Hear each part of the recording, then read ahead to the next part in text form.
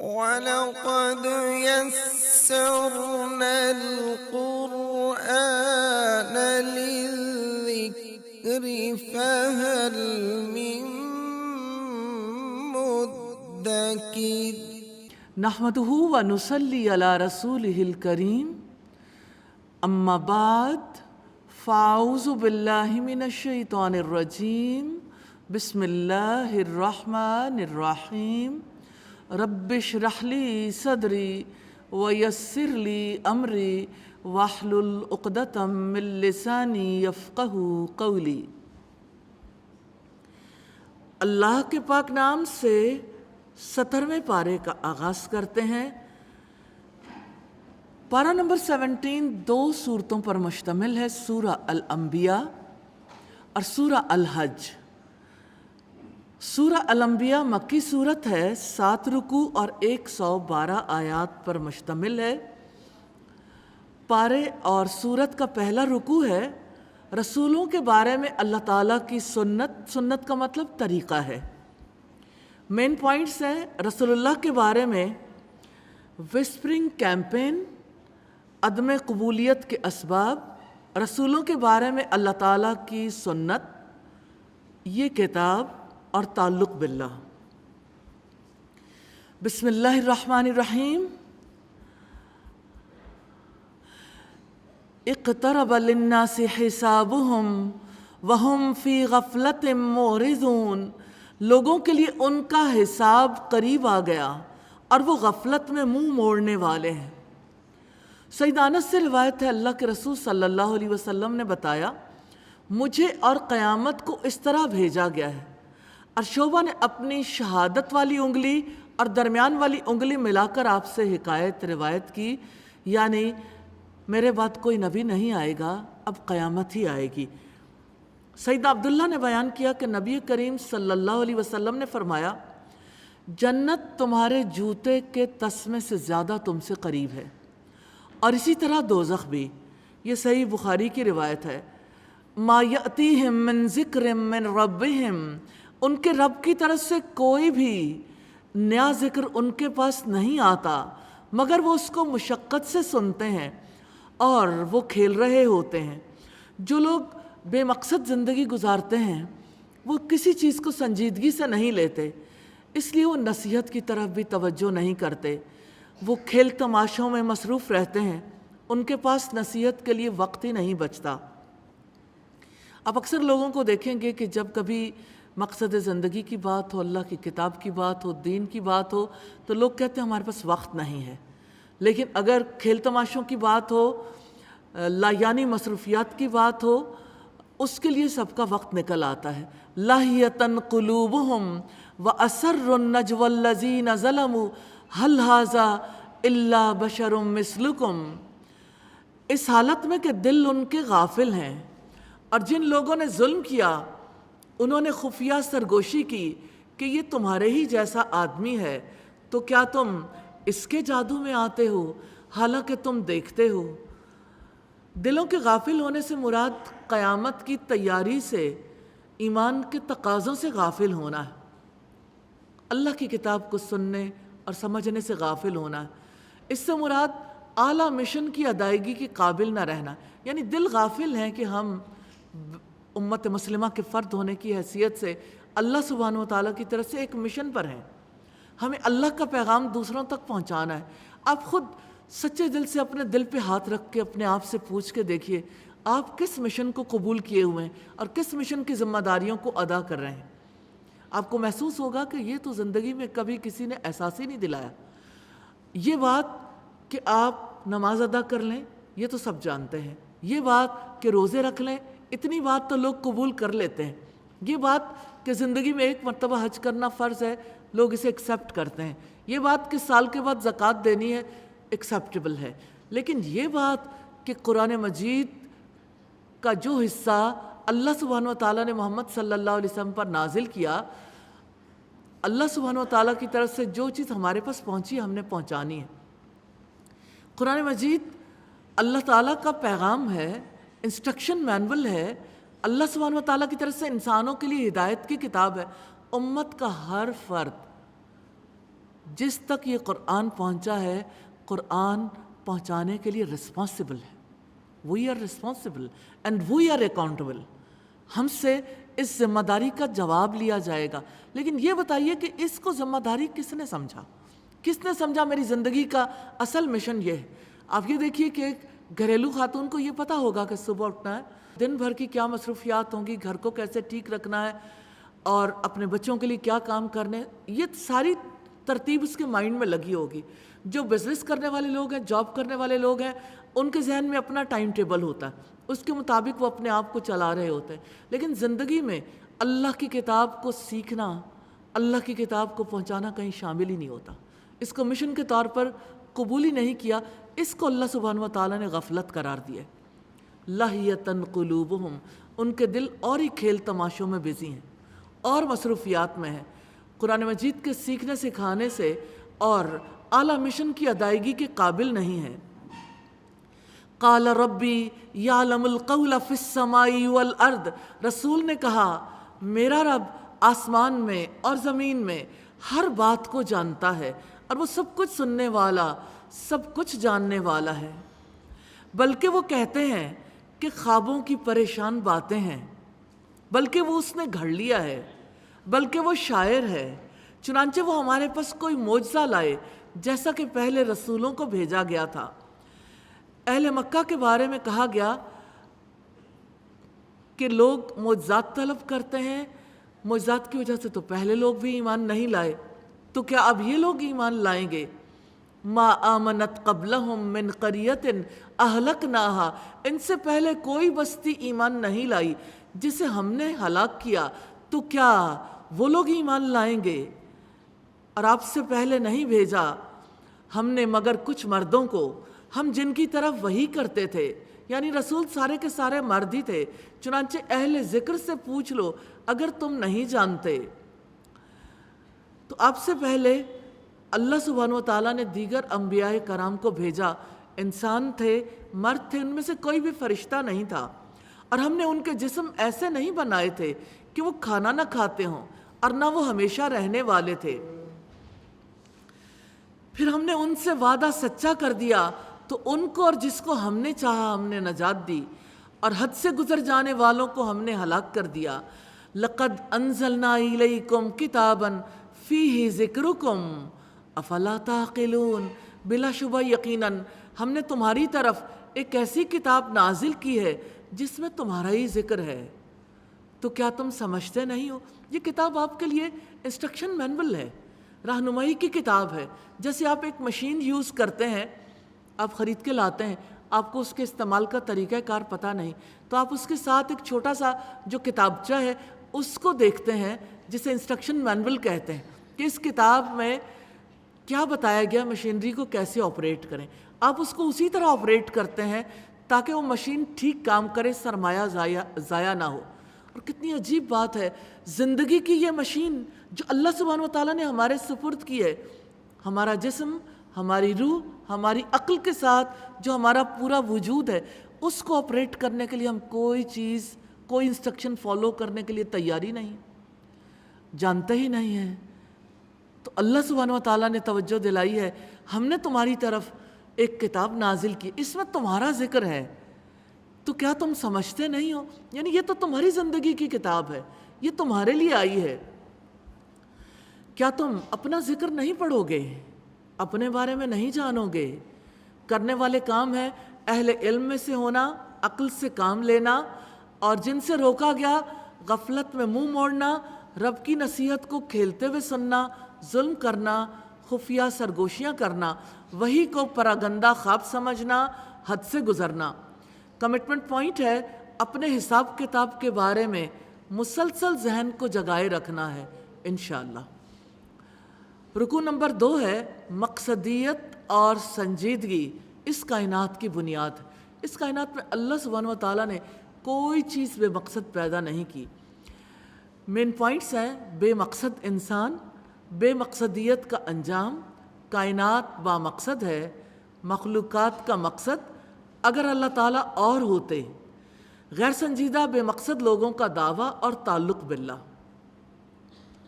وَكَمْ قَسَمْنَا مِنْ قَرْيَةٍ کانت ظالمۃ وانشأنا بعدها قوما آخرین، اور کتنی ہی ظالم بستیاں تھیں جنہیں ہم نے تہس نہس کر دیا اور ان کے بعد ہم نے دوسری قومیں پیدا کیں۔ تو جب انہوں نے ہمارا عذاب محسوس کیا تب وہاں سے وہ بھاگ رہے تھے۔ بھاگو مت اور واپس جاؤ اس عیش کے سامان کی طرف جو تمہیں دیا گیا تھا اور اپنے گھروں میں، تاکہ تم سے پوچھا جائے۔ بھاگنے والوں کو یہ شعور دلایا گیا کہ یہ وہی سامان عیش و عشرت ہے جس نے تمہیں غافل کر رکھا تھا، جن کے اندر تم بہت سکون سے تھے۔ ان سے مت بھاگو، یہ تمہارے گھر ہیں، اپنے گھروں سے کیوں بھاگتے ہو؟ اس منظر میں انسان کو یہ شعور مل جاتا ہے، گھروں کی دعوت ہلاکت کی دعوت ہے۔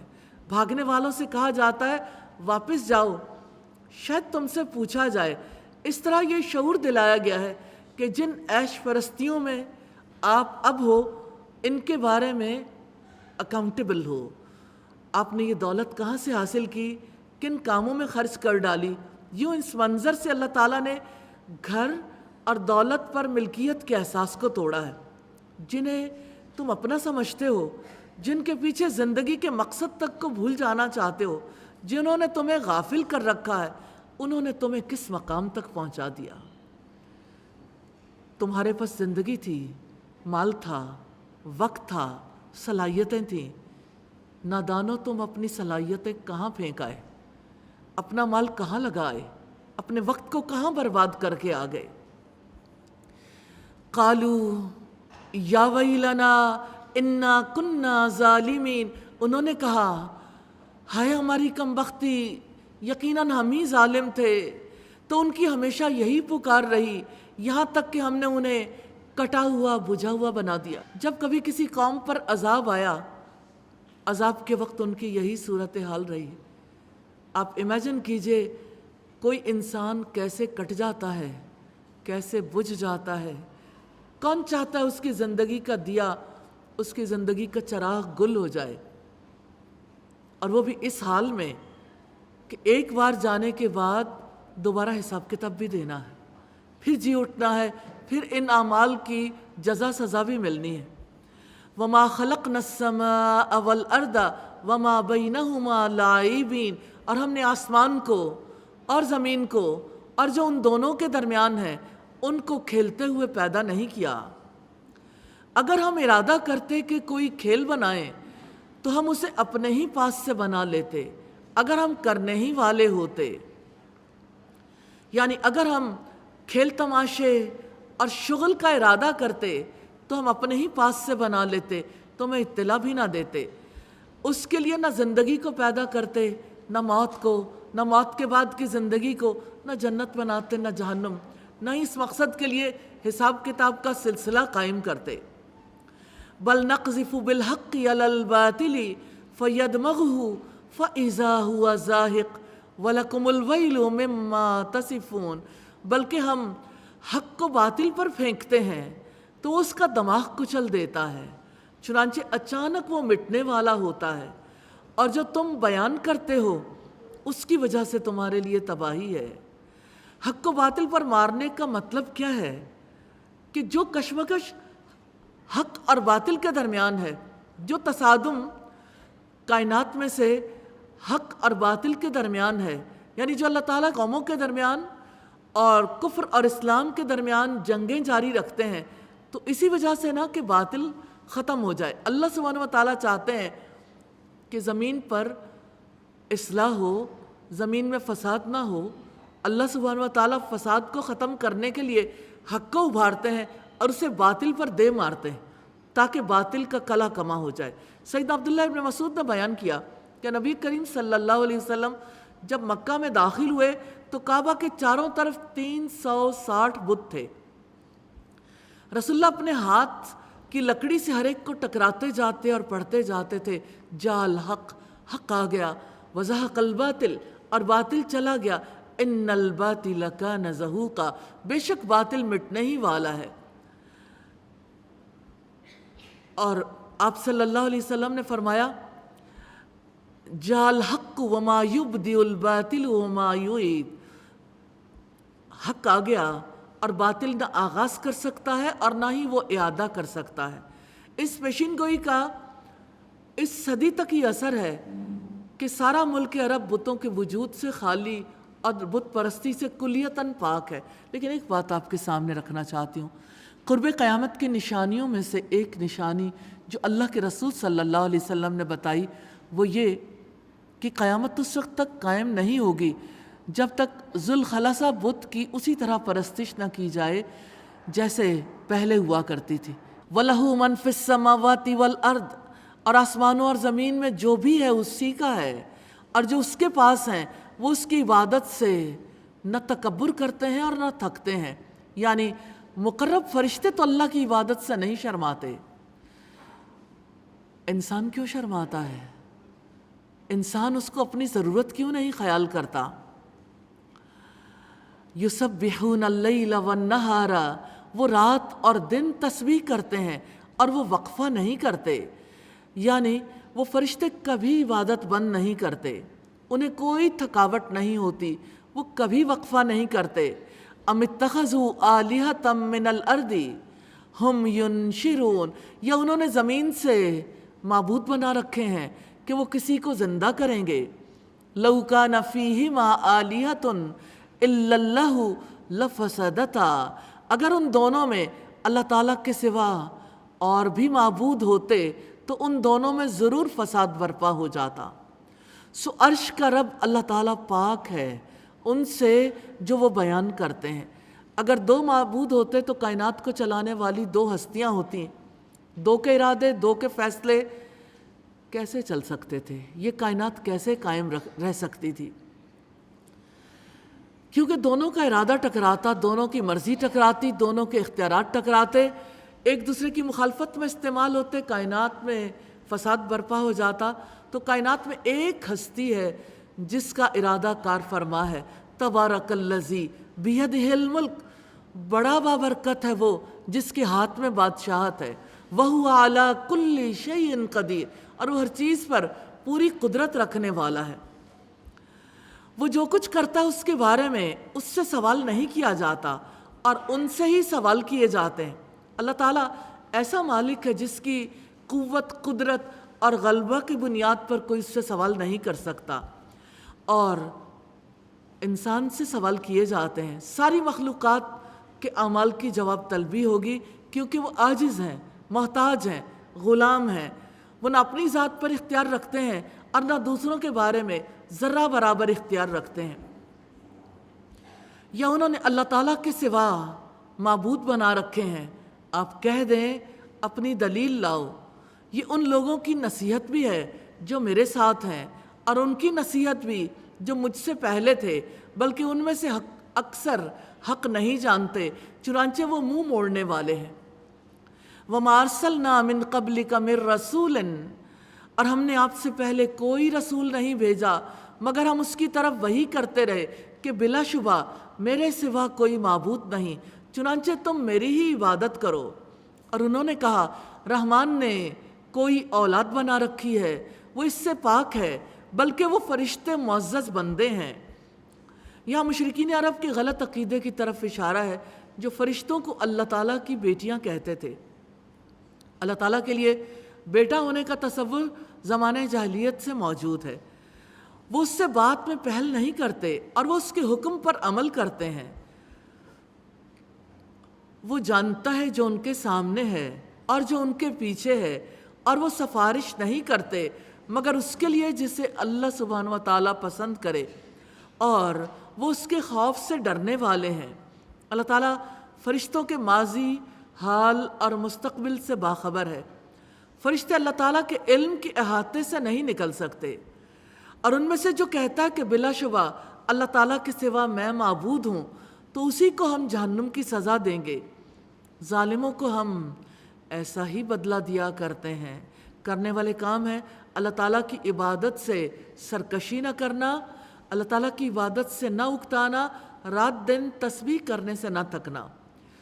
جن کاموں سے روکا گیا، ظلم کرنا، اللہ تعالیٰ کے سوا معبود بنانا، حقیقت کو نہ جاننا، حق سے منہ موڑنا۔ کمٹمنٹ پوائنٹس ہیں، زندگی کے مقصد کو ہمیشہ سامنے رکھنا ہے، اپنے مقصد زندگی کے ساتھ سنجیدہ رہنا ہے۔ رکو نمبر 3 ہے کائنات گواہ ہے، اللہ تعالیٰ حق ہے۔ 4 مین پوائنٹس ہیں، اس کائنات کا ہر سسٹم بے مثال ہے۔ نمبر 2 انسان، اور نمبر 3 مذاق اڑانے والوں کا انجام، اور نمبر 4 تعلق باللہ۔ اولم یر الذین کفروا ان السماوات والارض کانتا رتقا ففتقناہما، اور جن لوگوں نے کفر کیا انہوں نے دیکھا نہیں کہ یقیناً آسمان اور زمین دونوں ملے ہوئے تھے، تو ہم نے ان دونوں کو پھاڑ کر جدا کیا، اور ہم نے پانی سے ہر زندہ چیز کو بنایا، تو کیا وہ ایمان نہیں لاتے؟ جدید سائنسی تحقیقات کے مطابق زمین اور آسمان کا مادہ ایک بڑے گولے یعنی سپر ایٹم کی شکل میں تھا۔ اس وقت اس کے تمام اجزاء اپنے اندرونی مرکز کی طرف کھنچ رہے تھے اور انتہائی شدت سے جڑے ہوئے تھے۔ اس کے اندر ایک دھماکہ ہوا اور اس گولے کے اندر ٹوٹ پھوٹ شروع ہوئی، اس کے اجزاء باہر کی طرف پھیلنا شروع ہوئے۔ اس طرح وہ کائنات بنی جو آج زمین اور آسمان کی صورت میں موجود ہے۔ تو کائنات کا ابتدائی مادہ بیرونی مداخلت کے بغیر دھماکے سے پھٹ نہیں سکتا تھا، خود بخود کیسے کوئی کام ہو جاتا۔ اس طرح یہ پتہ چلتا ہے کوئی بالا تر ہستی جو کائنات کے باہر اپنا مستقل وجود رکھتی ہے اور جو اتنی قوت والی ہے کہ پوری کائنات پر اثر انداز ہوتی ہے، اور ہم نے زمین میں پہاڑ بنائے کہ وہ انہیں ہلا نہ دے، اور اس میں ہم نے کشادہ راستے بنائے تاکہ وہ رہنمائی پائیں۔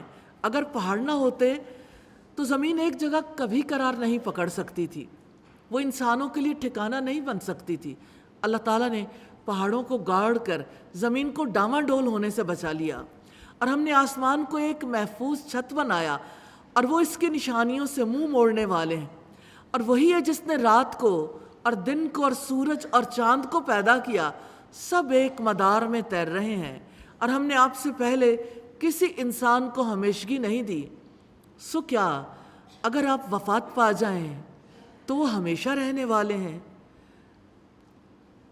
کل من علیہا فان، اللہ سبحانہ و تعالیٰ نے سورہ الرحمن میں فرمایا جو بھی زمین پر ہے ہر ایک فانی ہے، اور آپ کے رب ہی کا چہرہ باقی رہ جائے گا۔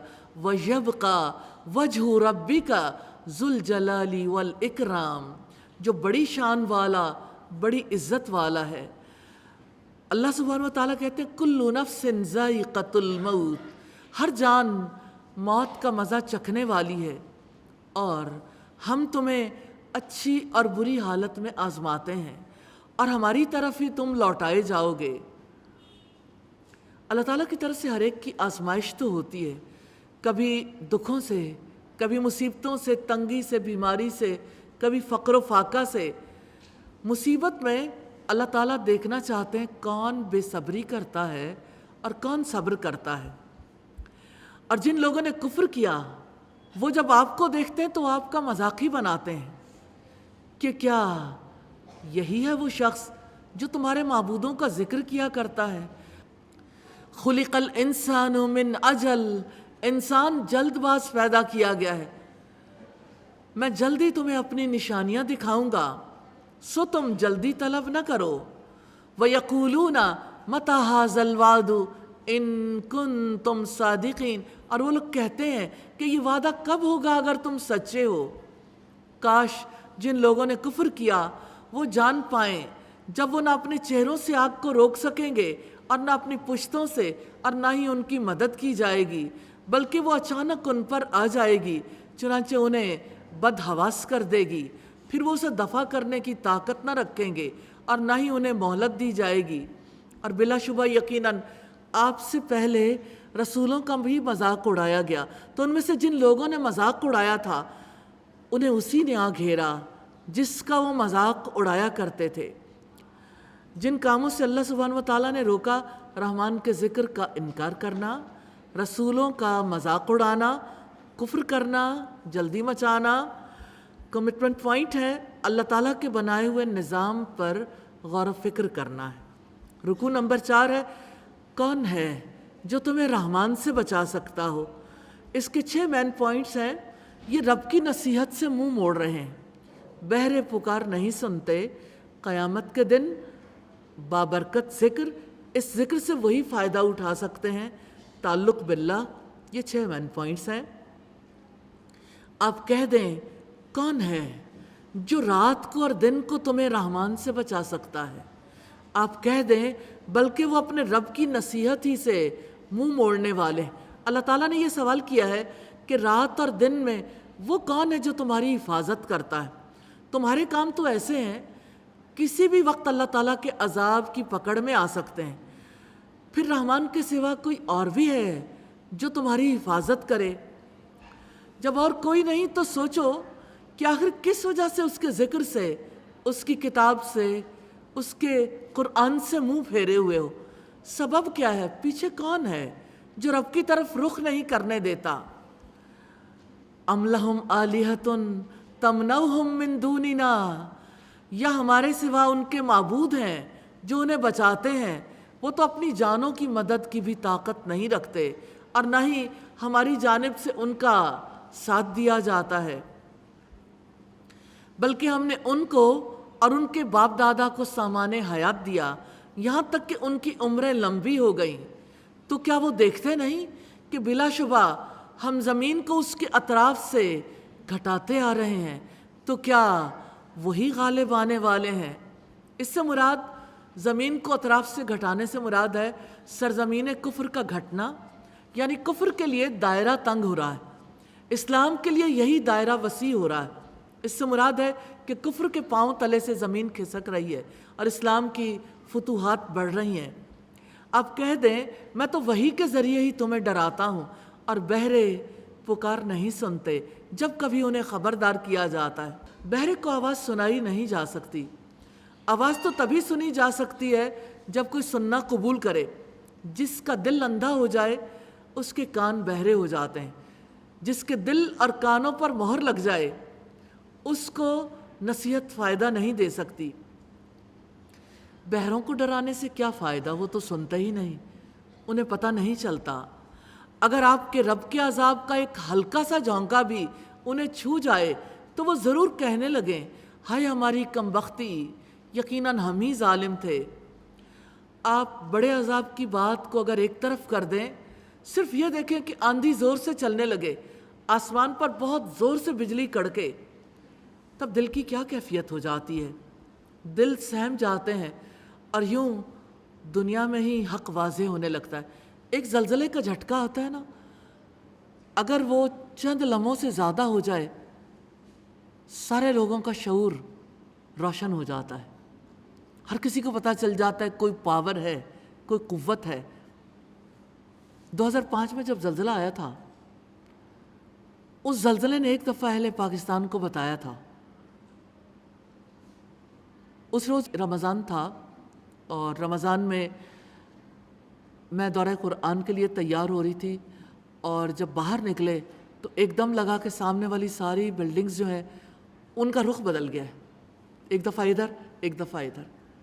تو آپ امیجن کر سکتے ہیں کہ ایسی صورتحال میں انسان کو لمحہ نہیں لگتا، وہ بالکل اپنی اصل فطرت پر آ جاتا ہے، اس کے اندر فیئر ہوتا ہے، خوف ہوتا ہے، اپنی جان وہ کھونا نہیں چاہتا، اور جان بچانے والے کے ساتھ اس کا تعلق قائم ہو جاتا ہے، کنیکٹیوٹی، دعا، معافیاں۔ اللہ سبحانہ و تعالیٰ سے یہ رشتہ کتنی جلدی جڑ جاتا ہے۔ انسان اس وقت بے خوف رہتا ہے جب تک اسے کسی کا خوف نہیں ہوتا۔ یہ خوفی کی فضا ہے جس میں انسان اللہ سبحانہ و تعالیٰ کو پہچاننے لگتا ہے، اور ہم قیامت کے دن انصاف کے ترازو رکھیں گے، پھر کسی جان پر کچھ بھی ظلم نہیں کیا جائے گا، اور اگر رائی کے دانے کے برابر بھی ہوگا تو ہم اسے لے آئیں گے، اور ہم حساب کرنے والے کافی ہیں۔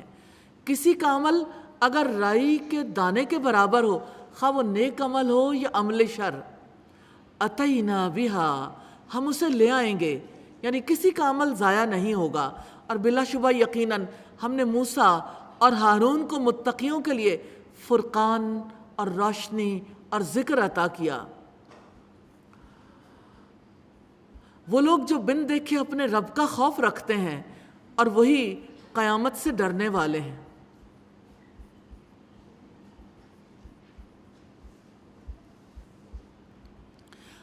رب العزت نے متقیوں کے اوصاف بیان کرتے ہوئے فرمایا جو اللہ تعالیٰ کو دیکھتے نہیں مگر اس سے ڈرتے ہیں، جن کاموں سے اس نے روکا ان سے بچتے ہیں، حرام سے اجتناب کرتے ہیں۔ متقی وہ ہیں جو اللہ تعالیٰ سے ثواب کی امید رکھتے ہوئے اللہ تعالیٰ کے احکامات کی اطاعت کرتے ہیں، اجر کی امید رکھتے ہیں، اور اللہ تعالیٰ کے عذاب کے خوف سے اس کی نافرمانی سے رکتے ہیں۔ ایسے ہی لوگ اللہ کی کتاب ہدایت سے فائدہ اٹھاتے ہیں۔ کتاب ہدایت سے فائدہ اٹھانے والوں کی خصوصیات ہیں بن دیکھے اپنے رب سے ڈرتے ہیں، قیامت سے ڈرتے ہیں۔ ان خصوصیات کے لیے اللہ سبحانہ و تعالیٰ سے دعائیں کرنے کی ضرورت ہے۔ قیامت سے وہ ڈرتا ہے جو اپنے رب کو پہچانتا ہے، اور رب کی پہچان اسے ہوتی ہے جو اللہ سبحانہ و تعالیٰ کے اسماء و صفات کو جانتا ہے۔ ایسا نہیں ہے کہ آپ کسی انسان کے بارے میں جانے بغیر اس کو پہچاننے لگیں۔ آپ اس کے بارے میں بیسک انفارمیشن لیتے ہیں، ڈائریکٹ فرسٹ ہینڈ نالج حاصل کرتے ہیں۔ اللہ سبحانہ و تعالیٰ کے بارے میں جاننا چاہتے ہیں تو محض اتنا کافی نہیں ہے کہ وہ ہے، اور اس کے بارے میں چند باتوں کے سوا آپ اپنی میموری میں دیکھیے کچھ بھی نہیں ہوگا۔ یہ باقاعدہ علم ہے، اس پر ماسٹرز ڈگریاں ہوتی ہیں، اس پر پی ایچ ڈیز ہو رہی ہیں، ایم فل ہو رہے ہیں، اور ہمارے زمانے کے لوگ اور ہمارے علاقے کے لوگ اس سے بالکل ناآشنا ہیں۔ وَهَذَا ذِكْرٌ مُبَارَكٌ أَنزَلْنَاهُ، اور یہ بڑا بابرکت ذکر ہے، ہم نے اسے نازل کیا ہے، تو کیا تم اس کا انکار کرنے والے ہو؟ بابرکت ذکر سے مراد قرآن مجید ہے جسے اللہ تعالیٰ نے نازل کیا ہے، جس کے بارے میں اس نے سوال کیا ہے، اس کا انکار کرتے ہو، اس پر عمل کرنے سے انکار کرتے ہو، اس کتاب کو، اس کی ذمہ داریوں کو قبول نہیں کرتے، اس کا کام کرنے سے انکار کرتے ہو، دوسروں تک اس پیغام کو پہنچانے سے انکار کرتے ہو۔ سوال ہے جہانوں کے بادشاہ کی جانب سے، اس سوال کو اپنے لیے سمجھیے گا، تو کیا تم اس کا انکار کرنے والے ہو؟ اللہ تعالیٰ نے توجہ دلائی ہے کہ یہ برکت والا ذکر ہے، جیسا کہ تورات برکت والا ذکر تھا۔ اگر تم یعنی یہودیوں سے، عیسائیوں سے جو مخاطب سے، ان سے کہا گیا اگر تم تورات کا اقرار کرتے ہو یا پہلی کتابوں کو مانتے ہو تو پھر آپ کے لیے لازم ہے کہ اس کتاب کو بھی مانو، یہ ایک ہی سلسلہ ہدایت کی کڑیاں ہیں۔ تو قرآن بابرکت نصیحت ہے، اس کی اطاعت کرنا واجب ہے، اس نعمت پر اللہ تعالیٰ کا شکر ادا کرنا واجب ہے، اس کے الفاظ اور معنی سیکھ کر برکت حاصل کرنا واجب ہے۔ سمجھے تو صحیح کتاب میں کہا کیا گیا ہے؟ کرنے والے کام ہیں وہی کے ذریعے خبردار کرنا، اللہ تعالیٰ سے ڈرنا، بن دیکھے رب کا خوف رکھنا، قیامت سے ڈرنا، اور جن سے روکا گیا رب کی نصیحت قبول کرنا، ظلم کرنا، اللہ تعالیٰ کی کتاب کا انکار کرنا۔ کمٹمنٹ پوائنٹس ہیں اللہ تعالیٰ کے ذکر، قرآن مجید سے سچا تعلق قائم کرنے کے لیے بے دیکھے اپنے رب سے ڈرنا ہے، حساب کی گھڑی کی کھٹک کو زندہ رکھنا ہے انشاءاللہ۔ وَلَقَدْ يَسَّرْنَا الْقُرْآنَ لِلذِّكْرِ فَهَلْ مِن مُدَّكِرٍ۔ رکوع نمبر 5 ہے بت شکن ابراہیم، اس کا موضوع ہے، اور اس کے 7 مین پوائنٹس ہیں۔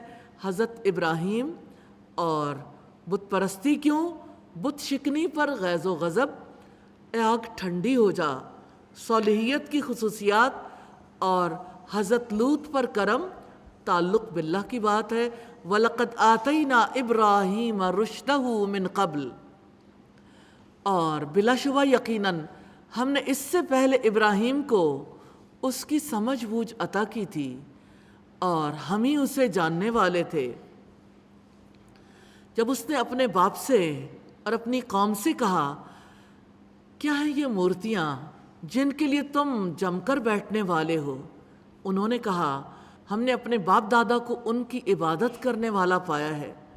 ابراہیم نے کہا بلا شبہ تم اور تمہارے باپ دادا یقیناً کھلی گمراہی میں مبتلا تھے۔ انہوں نے کہا کیا تم ہمارے پاس واقعی حق لائے ہو یا تم کھیلنے والوں میں سے ہو؟ اس نے کہا بلکہ تمہارا رب وہی ہے جو آسمانوں اور زمین کا رب ہے، جس نے تمہیں پیدا کیا ہے، اور میں اس بات پر گواہوں میں سے ہوں۔ اور اللہ تعالیٰ کی قسم، میں تمہارے بتوں کے لیے ضرور ایک خفیہ تدبیر کروں گا اس کے بعد کہ تم پیٹھ پھیر کر جاؤ گے۔ پس اس نے انہیں ٹکڑے ٹکڑے کر دیا سوائے ان کے بڑے کے، تاکہ وہ اسی کی جانب رجوع کریں۔ انہوں نے کہا، کس نے ہمارے معبودوں کے ساتھ ایسا کیا ہے؟ بلا شبہ وہ یقیناً ظالموں میں سے ہے۔ لوگوں نے کہا، ہم نے ایک نوجوان کو ان کا ذکر کرتے سنا ہے جسے ابراہیم کہا جاتا ہے۔ انہوں نے کہا، تو اسے سب کی آنکھوں کے سامنے لاؤ تاکہ وہ گواہ ہو جائیں۔ انہوں نے کہا، اے ابراہیم، کیا تم نے ہمارے معبودوں کے ساتھ یہ کیا ہے؟ ابراہیم نے کہا، بلکہ ان کے بڑے نے یہ کیا ہے، چنانچہ اگر وہ بولتے ہیں تو انہی سے پوچھ لو۔ ام کلثوم بنت عقبہ نے نبی کریم صلی اللہ علیہ وسلم کو یہ فرماتے سنا تھا کہ جھوٹا وہ نہیں ہے جو لوگوں میں باہم صلح کرانے کی کوشش کرے اور اس کے لیے کسی اچھی بات کی چغلی کھائے یا اسی سلسلے کی کوئی اور اچھی بات کہہ دے۔ تو وہ اپنے دلوں کی جانب مائل ہوئے، سو انہوں نے کہا، یقیناً تم ہی ظالم ہو۔ پھر وہ اپنے سروں پر الٹے کر دیے گئے، یعنی مت پلٹ گئی۔ بلا شبہ یقیناً تمہیں معلوم ہی ہے کہ یہ بت بولتے نہیں ہیں۔ قال افتعبدون من دون اللہ ما لا ينفعکم شیئا ولا یضرکم۔ ابراہیم نے کہا، تو کیا تم اللہ کے سوا ان کی عبادت کرتے ہو جو تمہیں کچھ بھی نفع نہیں دے سکتے اور نہ تمہیں نقصان پہنچا سکتے ہیں؟ افسوس ہے تم پر بھی اور ان پر بھی جن کی تم اللہ تعالیٰ کے سوا عبادت کرتے ہو۔ تو کیا تم عقل نہیں رکھتے؟ قالوا حرقوہ، انہوں نے کہا، اسے جلا دو اور اپنے معبودوں کی مدد کرو اگر تم کچھ کرنے ہی والے ہو۔ کتنی عجیب بات ہے، معبود کو تو اس لیے پکارا جاتا ہے وہ مدد کرے، اور جن کی عقل الٹ جاتی ہے وہ کہتے ہیں چلو اپنے معبودوں کی مدد کرو۔ قلنا یا نار کونی بردا وسلاما علی ابراہیم، ہم نے کہا، آگ ابراہیم پر ٹھنڈی ہو جا اور سلامتی والی بن جا۔ سیدنا ابراہیم علیہ السلام کو جلانے کے لیے آگ کا بڑا الاؤ تیار کیا گیا تھا، اس میں سیدنا ابراہیم علیہ السلام کو منجنیق کے ذریعے پھینکا گیا اور انہوں نے اس سے ایک سازش کا ارادہ کیا، چنانچہ ہم نے انہیں سب سے زیادہ خسارے والے بنا دیا، اور ہم نے اسے اور لوط کو اس زمین کی طرف نجات دی جس میں ہم نے جہانوں کے لیے برکتیں رکھی ہیں، اور ہم نے اسے اسحاق عطا کیا اور یعقوب بھی زائد انعام کی صورت میں، اور ہر ایک کو ہم نے نیک بنایا اور ہم نے ان کو امام بنا دیا جو ہمارے حکم سے رہنمائی کرتے تھے، اور ہم نے ان کی طرف نیکیاں کرنے، نماز قائم کرنے اور زکوٰۃ ادا کرنے کی وحی کی تھی، اور وہ صرف ہماری ہی عبادت کرنے والے تھے۔ وہ خشوع کرنے والے، فرما بردار اور اللہ سبحانہ وتعالیٰ کے احکامات پر عمل کرنے والے تھے۔ یا اللہ ہمیں بھی ان کے پیچھے چلنے کی توفیق عطا فرما دے۔ اور لوط کو ہم نے حکمت اور علم عطا کیا، اور ہم نے اس بستی سے اسے نجات دی جو بدکاریاں کرتی تھی، یقیناً وہ بڑے نافرمان لوگ تھے۔ اور لوط کو ہم نے اپنی رحمت میں داخل کیا، یقیناً وہ نیک لوگوں میں سے تھا۔ اور نوح کو جبکہ اس سے پہلے اس نے ہمیں پکارا تو ہم نے اس کی دعا قبول کی، پھر ہم نے اسے اور اس کے ساتھیوں کو بہت بڑے غم سے نجات دلائی۔ اللہ تعالیٰ کی رحمت جس پر ہے اسے برے ماحول سے نکال کر اللہ سبحانہ و تعالیٰ اچھے ماحول میں لے آتے ہیں۔ اس طرح زندگی کے ہر موڑ پر انہیں حکمت اور علم عطا فرمایا جاتا ہے، اور ان کی پوری زندگی اللہ تعالیٰ کی حکمت کی چھاؤں تلے گزرتی ہے۔ کرنے والے کام ہے نماز قائم کرنا، زکوٰۃ ادا کرنا، نیک کام کرنا، اللہ تعالیٰ کی عبادت کرنا۔ جن کاموں سے روکا گیا، عقل نہ رکھنا، بتوں کی عبادت کے لیے جم کر بیٹھنا، کھلی گمراہی میں ہونا، فاسق ہونا، بدکاریاں کرنا، سازشیں کرنا۔ کمٹمنٹ پوائنٹ ہے صالح انسانوں کی خصوصیات اپنے اندر پیدا کرنی ہے انشاءاللہ۔ اور رکوع نمبر 6 ہے رحمت الہی کی خوشگوار پناہ میں آنے والے۔ اس کے 9 مین پوائنٹس ہیں، سیدنا نوح، سیدنا داؤد اور سیدنا سلیمان علیہ السلام، سیدنا ایوب علیہ السلام، صبر کرنے والے سیدنا یونس، سیدنا زکریا، سیدہ مریم، مشترکہ ہدایت اور تعلق باللہ۔ اور ہم نے اس کی مدد کی اس کی قوم کے مقابلے میں جنہوں نے ہماری آیات کو جھٹلایا تھا، یقیناً وہ برے لوگ تھے، تو ہم نے ان سب کو غرق کر دیا۔ اللہ تعالیٰ نے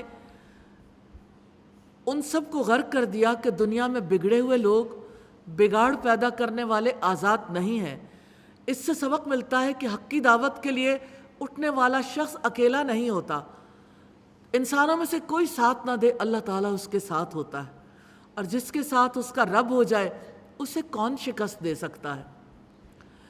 وَدَاوُودَ وَسُلَيْمَانَ اِذْ يَحْكُمَانِ فِي الْحَرْثِ، اور داؤد اور سلیمان کو جب وہ دونوں ایک کھیت کے بارے میں فیصلہ کر رہے تھے، جب اس میں کچھ لوگوں کی بکریاں چر گئی تھیں اور ہم ہی ان کے فیصلے کے گواہ تھے۔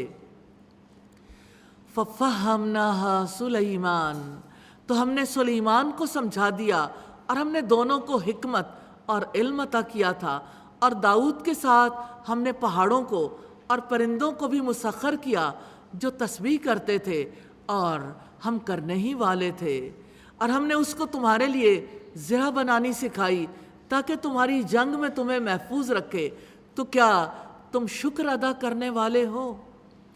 وَلِسُلَيْمَانَ الرِّيحَ، اور سلیمان کے لیے تیز ہوا کو مسخر کر دیا جو اس کے حکم سے اس سرزمین کی طرف چلتی تھی جس میں ہم نے برکتیں رکھی تھیں، اور ہم ہر چیز کا علم رکھنے والے تھے۔ اور شیاطین میں سے بھی جو اس کے لیے غوطہ لگاتے تھے اور اس کے علاوہ دوسرے کام بھی کرتے تھے، اور ہم ہی ان کے نگہبان تھے۔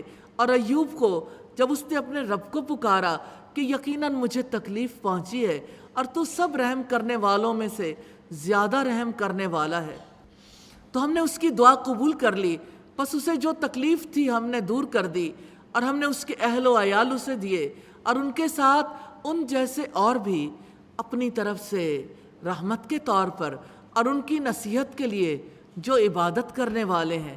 وَإِسْمَاعِيلَ وَإِدْرِيسَ وَذَا الْكِفْلِ كُلٌّ مِّنَ الصَّابِرِينَ، اور اسماعیل اور ادریس اور ذوالکفل کو ہر ایک صبر کرنے والوں میں سے تھا۔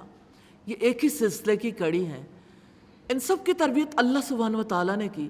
وہ مختلف علاقوں میں ہونے کے باوجود ایک ہی جیسے تھے، ایک طرح کا مزاج رکھنے والے، دنیا کے صالح ترین انسان، انسانیت کی کریم ہیں یہ، اور انہیں ہم نے اپنی رحمت میں داخل کیا۔ بلا شبہ وہ صالحین میں سے تھے۔ اور مچھلی والے کو جب وہ غصے سے بھرا ہوا چلا گیا، پس اس نے سمجھا کہ ہم اس پر ہرگز قابو نہ پا سکیں گے، تو اس نے اندھیروں میں پکارا کہ آپ کے سوا کوئی معبود نہیں، آپ پاک ہیں، یقیناً میں ہی ظالموں میں سے تھا۔ چنانچہ ہم نے اس کی دعا قبول کی اور ہم نے اسے غم سے نجات دی، اور ہم مومنوں کو اسی طرح نجات دیتے۔ یعنی یہ صرف انبیاء کے لیے نجات نہیں ہے، جو بھی غم میں مبتلا ہوتا ہے اس کا غم دور کرنے والا وہی رب ہے، اس لیے رب ہی کو پکارنا چاہیے۔ وَزَكَرِيَّا إِذْ نَادَىٰ رَبَّهُ رَبِّ لَا تَذَرْنِي فَرْدًا وَأَنْتَ خَيْرُ الْوَارِثِينَ، اور زکریا کو جب اس نے اپنے رب کو پکارا، اے میرے رب آپ مجھے اکیلا نہ چھوڑنا، اور آپ سب وارثوں میں سے بہترین ہیں۔ اولاد کے لیے بہت ہی خوبصورت دعا ہے، رَبِّ لَا تَذَرْنِي فَرْدًا وَأَنْتَ خَيْرُ الْوَارِثِينَ۔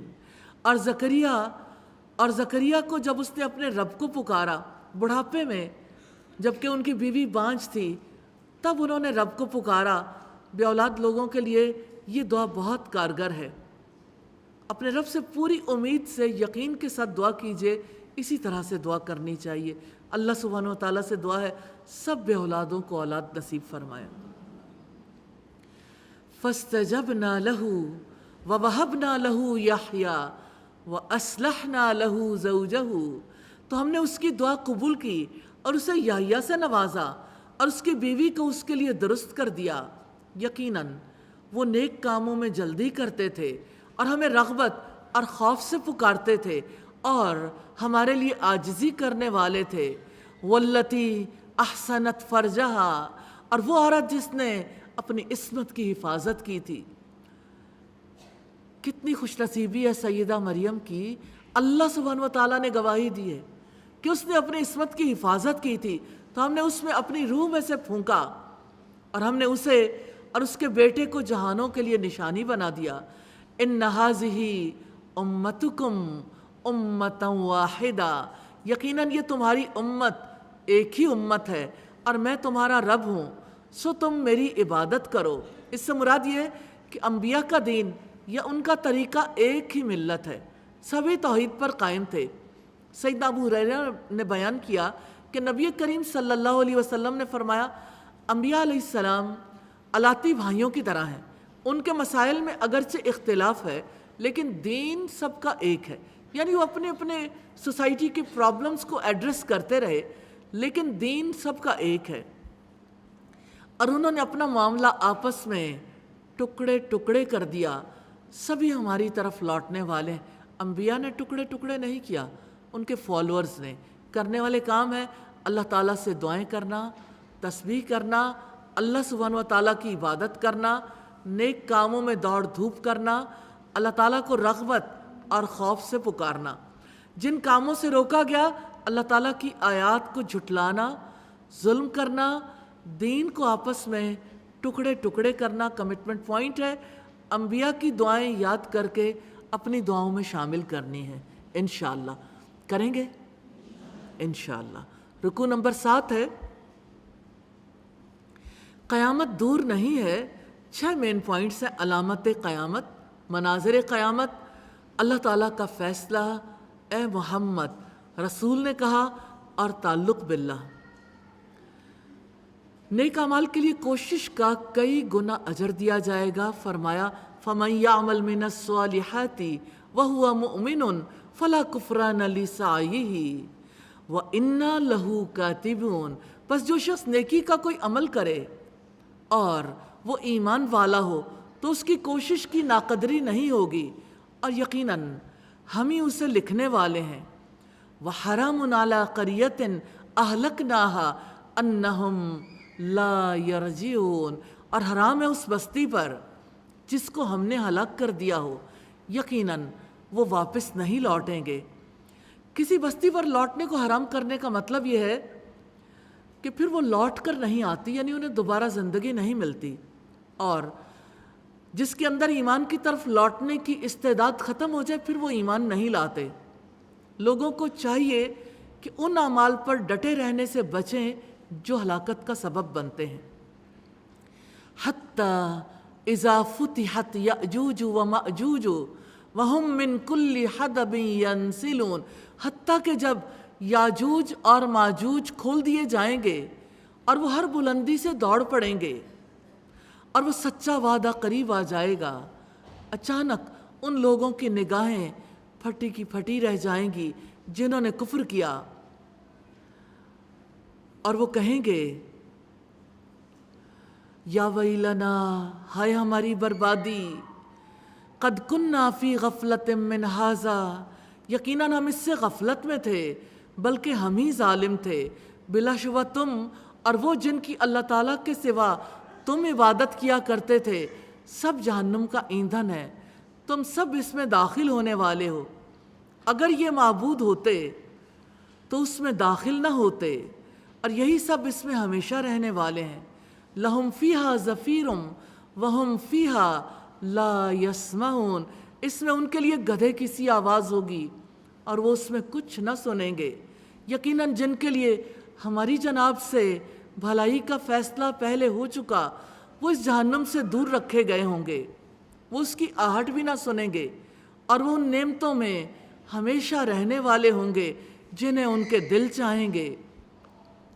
انہیں بڑی گھبراہٹ غمگین نہ کرے گی، اور فرشتے ان کے استقبال کو آئیں گے۔ یہ ہے تمہارا وہ دن جس کا تم وعدہ دیے جاتے تھے، جس دن ہم آسمان کو لپیٹ دیں گے جیسے کتابوں کے لکھے ہوئے کاغذات لپیٹ دیے جاتے ہیں، جیسا کہ ہم نے پہلی تخلیق کی ابتدا کی تھی، اسی طرح ہم اس کا اعادہ کریں گے۔ یہ ہمارے ذمہ وعدہ ہے، یقیناً ہم کرنے ہی والے ہیں۔ وَلَقَدْ كَتَبْنَا فِي الزَّبُورِ مِن بَعْدِ الذِّكْرِ أَنَّ الْأَرْضَ يَرِثُهَا عبادی الصالحون، اور بلا شبہ یقیناً زبور میں ہم نے اس نصیحت کے بعد لکھ دیا کہ بے شک زمین کے وارث میرے نیک بندے ہوں گے۔ ان فی ھذا لبلاغا لقوم عابدین، یقیناً عبادت گزار لوگوں کے لیے اس میں ایک پیغام ہے۔ رب العزت نے قرآن کریم کی ثنا بیان کی ہے۔ قرآن مجید ہر چیز کے لیے کافی ہے۔ وَمَا أَرْسَلْنَاكَ إِلَّا رَحْمَةً لِّلْعَالَمِينَ، اور ہم نے آپ کو نہیں بھیجا مگر سارے جہانوں کے لیے رحمت کرتے ہوئے۔ سیدنا ابو ہریرہ بیان کرتے ہیں کہ لوگوں نے رسول اللہ سے گزارش کی، اللہ کے رسول مشرکین کے لیے بد دعا کیجئے۔ آپ نے فرمایا میں لعنت کرنے والا بنا کر نہیں بھیجا گیا، میں تو رحمت بنا کر بھیجا گیا ہوں۔ آپ کہہ دیں کہ یقیناً میری طرف وحی کی گئی ہے کہ بلا شبہ تمہارا معبود صرف ایک ہی معبود ہے، تو کیا تم فرما بردار بنتے ہو؟ پھر بھی اگر وہ منہ موڑیں تو آپ فرمائیں میں تمہیں برابر اطلاع کر چکا ہوں، اور میں نہیں جانتا کہ جس کا تم سے وعدہ کیا جاتا ہے کہ آیا وہ قریب ہے یا دور ہے۔ یقیناً اللہ تعالیٰ بلند آواز سے کی ہوئی بات کو جانتا ہے، اور وہ جانتا ہے جو تم چھپاتے ہو، اور میں یہ بھی نہیں جانتا کہ شاید وہ تمہارا امتحان ہے یا ایک مدت تک کچھ فائدہ اٹھانا ہے۔ قال رب احکم بالحق وربنا الرحمن المستعان علی ما تصفون، پیغمبر نے کہا اے میرے رب حق کے ساتھ فیصلہ فرما، اور ہمارا رب وسیع رحمت والا ہے جس سے مدد مانگی جاتی ہے ان باتوں پر جو تم بیان کرتے ہو۔ دنیا میں رہنے والے انسان جب اللہ سبحانہ و تعالیٰ کی خاطر کام کرتے ہیں تو ہر ایک کے نشانے پر آ جاتے ہیں۔ ان کی حوصلہ افزائی کی گئی ہے کہ دیکھو اللہ سبحانہ و تعالیٰ سے مدد مانگو، اس کے سوا لوگوں کی باتوں سے اور لوگوں کے کاموں سے تمہیں کوئی بچانے والا نہیں۔ کرنے والے کام ہے نیک کام کرنا، ایمان لانا، عبادت گزار بننا، اللہ تعالیٰ کا فرما بردار بننا، جن سے روکا گیا اللہ تعالیٰ کے سوا دوسروں کی عبادت کرنا، قیامت سے غفلت میں رہنا۔ کمٹمنٹ پوائنٹ ہے قیامت کے دن کو بھولنا نہیں ہے، بار بار قیامت کے نقشے کو ذہن میں لے کر آنا ہے۔ انشاءاللہ تعالیٰ یہاں سورہ الانبیاء کمپلیٹ ہوئی۔ اللہ سبحانہ و تعالیٰ سے دعا ہے ہمیں انبیاء کے واقعات کو زیادہ اچھے طریقے سے پڑھنے سمجھنے کی توفیق عطا فرمائیں، اور ہمیں اس سے سبق لینے کی توفیق عطا کریں۔ آمین ثم آمین۔ اللہ کے پاک نام سے سورۃ الحج کا آغاز کرتے ہیں۔ مدنی سورت ہے، 10 رکوع اور 78 آیات پر مشتمل ہے، اور پارے کا 8واں رکوع سورت کا پہلا رکوع ہے۔ رکوع کا موضوع ہے اللہ تعالیٰ حق ہے وہ مردوں کو زندہ کرے گا، اور 4 اس کے مین پوائنٹس ہیں۔ قیامت کا زلزلہ ہولناک ہے، بعد الموت کے دلائل، اللہ تعالیٰ کے بارے میں جھگڑے اور تعلق باللہ۔ بسم اللہ الرحمن الرحیم۔ یا ایھا الناس اتقوا ربکم ان زلزلۃ الساعۃ شیء عظیم، اے لوگو اپنے رب سے ڈرو، یقیناً قیامت کا زلزلہ بہت بڑی چیز ہے۔ قیامت کا وقت دہشت کا وقت ہوگا۔ کیسا منظر ہوگا؟ پہلے ساری دنیا ختم کر دی جائے گی، پھر اللہ کے حکم سے سور پھونکا جائے گا۔ جب دوبارہ سور پھونکا جائے گا سب مردے اپنی قبروں سے نکل کر بھاگیں گے۔ ہر ایک کو پتہ ہوگا میں نے جانا کہاں ہے۔ میدان حشر میں سب کو جمع کیا جائے گا۔ اس دن کے بارے میں رب العزت نے فرمایا اے لوگو اپنے رب سے ڈر جاؤ، یقیناً قیامت کا زلزلہ بہت بڑی چیز ہے۔ اس زلزلے کے بعد جن کاموں کا آغاز ہوگا، یعنی پہلے زلزلے کے بعد سارے انسان ختم ہو جائیں گے، زمین ختم ہو جائے گی، پھر اللہ کے حکم سے ایک نیا جہان بنے گا، پھر اس نئے جہان کے لیے اسرافیل سور پھونکیں گے، پھر سب انسان زندہ ہو جائیں گے، پھر میدان حشر میں سب کو اکٹھا کیا جائے گا، حساب کتاب ہوگا، جنت یا جہنم ہر ایک اپنے مقام تک پہنچ جائے گا، اور جس مقصد کے لیے اللہ تعالیٰ نے پیدا کیا وہ مقصد پورا ہو جائے گا، ہر چیز اپنے انجام کو پہنچ جائے گی۔ جس دن تم اسے دیکھو گے، کبھی آپ نے سوچا کہ آپ دیکھیں گے؟ ہر دودھ پلانے والی اس سے غافل ہو جائے گی، جسے اس نے دودھ پلایا، اور ہر حاملہ اپنا حمل ڈال دے گی، اور آپ لوگوں کو مدہوش دیکھیں گے، حالانکہ وہ مدہوش نہ ہوں گے، بلکہ اللہ تعالیٰ کا عذاب بڑا سخت ہوگا۔ سیدنا ابو سعید خدری نے بیان کیا، رسول اللہ نے فرمایا، اللہ پاک قیامت کے دن آدم علیہ السلام سے فرمائے گا، اے آدم، وہ عرض کریں گے میں حاضر ہوں یا رب تیری فرما برداری کے لیے۔ پروردگار آواز سے پکارے گا، یا فرشتہ پروردگار کی طرف سے آواز دے گا، اللہ تعالیٰ حکم دیتا ہے اپنی اولاد میں سے ایک جتھا دوزخ کے لیے نکالو۔ وہ عرض کریں گے، اے پروردگار دوزخ کا کتنا جتھا نکالوں؟ حکم ہوگا ہر 1000 میں سے 999۔ یہ ایسا سخت وقت ہوگا کہ پیٹ والی کا حمل گر جائے گا اور بچہ فکر کے مارے بوڑھا ہو جائے گا، یعنی جو بچپن میں مرا ہو، اور تو قیامت کے دن لوگوں کو ایسے دیکھے گا جیسے نشے میں متوالے ہو رہے ہیں، حالانکہ ان کو نشہ نہیں ہوگا، بلکہ اللہ تعالیٰ کا عذاب ہی ایسا سخت ہوگا۔ یہ حدیث جو صحابہ حاضر تھے ان پر سخت گزری، ان کے چہرے بدل گئے۔ اس وقت آپ نے ان کی تسلی کے لیے فرمایا، تم اتنا کیوں ڈرتے ہو؟ یاجوج ماجوج کی نسل سے جو کافر ہیں تم سے ملائی جائے تو ان میں سے 999 کے مقابلے تم میں سے ایک آدمی پڑے گا، یعنی یاجوج ماجوج کی اتنی کثرت ہوگی۔ غرض تم لوگ حشر کے دن دوسرے لوگوں کی نسبت جو دوزخی ہوں گے ایسے ہوگے جیسے سفید بیل کے جسم پر ایک بال کالا ہوتا ہے، جیسے کالے بیل کے جسم پر 1-2 بال سفید ہوتے ہیں۔ اور مجھے امید ہے تم لوگ سارے جنتیوں کا 1/4 حصہ ہوں گے، باقی 3 حصوں میں باقی ساری امتیں ہوں گی۔ یہ سن کر ہم نے اللہ اکبر کہا، پھر آپ نے فرمایا نہیں بلکہ تم 1/3 ہو گئے۔ ہم نے پھر نعرہ تکبیر بلند کیا، پھر فرمایا نہیں بلکہ جنت کے آدھے حصے میں تم ہوگے اور باقی آدھے میں دوسری امتیں ہوں گی۔ ہم نے پھر نعرہ تکبیر بلند کیا۔ بخاری کی 4741 نمبر روایت ہے۔ وَمِنَ النَّاسِ مَن يُجَادِلُ فِي اللَّهِ بِغَيْرِ عِلْمٍ، اور لوگوں میں سے ہے جو اللہ تعالیٰ کے بارے میں بغیر علم کے جھگڑا کرتا ہے اور ہر سرکش شیطان کے پیچھے چلتا ہے۔ کیا جیسا نہیں ہے؟ اللہ سبحانہ و تعالیٰ کی کتاب کے بارے میں لوگ سر جوڑ کے بیٹھتے ہیں اور باتیں کرتے ہیں، فیصلے کرتے ہیں۔ اس حکم کے بارے میں آپ کا کیا خیال ہے؟ اینکر ٹی وی شوز کرتے ہیں اور پھر اللہ کے حکموں کے بارے میں انسان بیٹھ کے فیصلہ کرتے ہیں، یہ ٹھیک ہے، یہ غلط ہے، یہ ٹھیک نہیں ہے۔ اللہ سبحانہ و تعالیٰ جو کائنات کا مالک ہے، اس کے شاہی فیصلوں پر لوگ بیٹھ کے فیصلے کرتے ہیں۔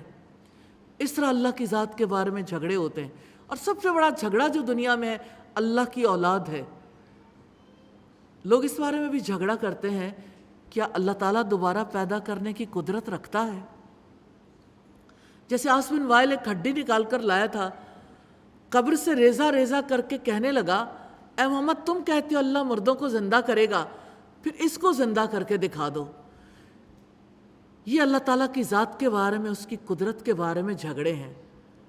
کتب علیہ انہ من تولاہ فانہ یضلہ ویہدیہ الی عذاب السعیر، اس کے لیے لکھ دیا گیا ہے کہ جو بھی اسے دوست بنائے گا یعنی شیطان کو، تو یقیناً وہ اسے گمراہ کر دے گا اور اس کو بھڑکتی ہوئی آگ کا راستہ دکھائے گا۔ اے لوگو، اگر تم اٹھائے جانے کے بارے میں شک میں ہو تو یقیناً ہم نے تمہیں مٹی سے پیدا کیا، پھر نطفے سے، پھر خون کے لوتھڑے سے، پھر گوشت کی بوٹی سے، جس کی پوری شکل بنائی گئی اور جس کی شکل نہیں بنائی گئی، تاکہ ہم تم پر واضح کر دیں، اور ہم جسے چاہتے ہیں ایک مقررہ مدت تک رحموں میں ٹھہراتے ہیں، پھر ہم تمہیں ایک بچے کی صورت نکال لاتے ہیں، پھر تاکہ تم اپنی جوانی کو پہنچ جاؤ، اور تم میں سے کوئی ایسا ہے جس کو وفات دے دی جاتی ہے، اور تم ہی میں سے کوئی ایسا ہے جسے بدترین عمر کی طرف لوٹا دیا جاتا ہے، تاکہ جاننے کے بعد وہ کچھ بھی نہ جانے۔ اور آپ زمین کو مردہ پڑی ہوئی دیکھتے ہیں، پھر جب ہم اس پر پانی ڈال دیتے ہیں یعنی اس پر پانی نازل کرتے ہیں تو وہ لہلہاتی ہے اور ابھر آتی ہے اور وہ ہر قسم کی خوش منظر نباتات اگا دیتی ہے۔ ذالک بأن اللہ هو الحق، اس کی وجہ یہ کہ بے شک اللہ تعالیٰ حق ہے۔ وَأَنَّهُ يُحْيِي الْمَوْتَى، اور بلا شبہ وہی مردوں کو زندہ کرے گا۔ وَأَنَّهُ عَلَى كُلِّ شَيْءٍ قَدِيرٌ، اور یقیناً وہ ہر چیز پر پوری قدرت رکھنے والا ہے، اور یقیناً قیامت آنے والی ہے، اس میں کوئی شک نہیں، اور بے شک اللہ تعالیٰ انہیں اٹھائے گا جو قبروں میں ہیں۔ اور لوگوں میں سے کوئی ایسا ہے جو بغیر علم کے، بغیر ہدایت کے اور بغیر روشن کتاب کے اللہ تعالیٰ کے بارے میں جھگڑا کرتا ہے۔ وہ اپنا پہلو موڑنے والا ہے تاکہ وہ اللہ تعالیٰ کے راستے سے بھٹکا دے، اس کے لیے دنیا میں رسوائی ہے، اور ہم قیامت کے دن اسے آگ کا عذاب چکھائیں گے۔ ذالک بما قدمت یداک وان اللہ لیس بظلام للعبید، یہ ان کی وجہ سے ہے جو تیرے دونوں ہاتھوں نے آگے بھیجے ہیں، اور بلا شبہ اللہ تعالیٰ اپنے بندوں پر کبھی ظلم کرنے والا نہیں ہے۔ رسوائی اور عذاب انسان کے ہاتھوں کی کمائی ہے، ورنہ اللہ تعالیٰ اپنے بندوں پر ظلم کرنے والا نہیں ہے۔ کرنے والے کام ہے اپنے رب سے ڈر جانا، اور جس سے روکا گیا علم کے بغیر اللہ تعالیٰ کے بارے میں بحثیں کرنا، سرکش شیطان کی پیروی کرنا، گمراہ ہونا، تکبر کرنا، لوگوں کو اللہ تعالیٰ کے راستے سے بھٹکانا۔ کمٹمنٹ پوائنٹ ہے بغیر علم کے اللہ تعالیٰ کے بارے میں جھگڑے نہیں کرنے۔ وَلَقَدْ يَسَّرْنَا الْقُرْآنَ لِلذِّكْرِ فَهَلْ مِن مُدَّكِرٍ۔ رکوع نمبر 9 ہے دو طرح کے لوگ۔ 3 مین پوائنٹس ہیں جو کنارے پر رہ کر اللہ تعالیٰ کی بندگی کرتا ہے، جو ایمان لائے اور تعلق باللہ۔ وَمِنَ النَّاسِ مَن يَعْبُدُ اللَّهَ عَلَى حَرْفٍ فَإِنْ أَصَابَهُ خَيْرٌ اطْمَأَنَّ بِهِ، اور لوگوں میں سے کوئی ایسا ہے جو کنارے پر رہ کر اللہ تعالیٰ کی عبادت کرتا ہے، پھر اگر اس سے کوئی فائدہ پہنچتا ہے تو اس پر مطمئن ہو جاتا ہے، اور اگر اسے کوئی آزمائش آتی ہے تو چہرے کے بل پلٹ جاتا ہے۔ اس نے دنیا میں بھی خسارہ اٹھایا اور آخرت میں بھی یہی کھلا خسارہ ہے۔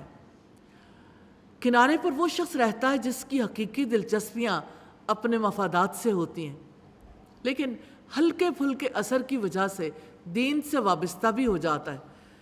نیکی کی مجلسوں میں بھی چلے گئے اور دوسری مجلسوں میں بھی چلے گئے، نیکی کی باتیں بھی سن لیں، غیبتیں بھی سن لیں، نیکی کی باتیں بھی کر لیں، لہو و لعب کی باتیں بھی کر لیں۔ ابن عباس نے اس آیت کے متعلق فرمایا، بعض لوگ مدینہ آتے اور اپنے اسلام کا اظہار کرتے، اس کے بعد اگر اس کی بیوی کے یہاں لڑکا پیدا ہوتا، گھوڑی بھی بچہ دیتی، تو کہتے دین اسلام بڑا اچھا ہے، لیکن اگر ان کے یہاں لڑکا پیدا نہ ہوتا اور گھوڑی بھی کوئی بچہ نہ دیتی، کہتے یہ بڑا برا دین ہے۔ اس پر اللہ سبحانہ وتعالیٰ کی طرف سے یہ آیت نازل ہوئی۔ اب آپ دیکھیے، اگر ہم اپنے حوالے سے دیکھیں کنارے پر کون رہتا ہے، کیا میں تو نہیں ہوں وہ؟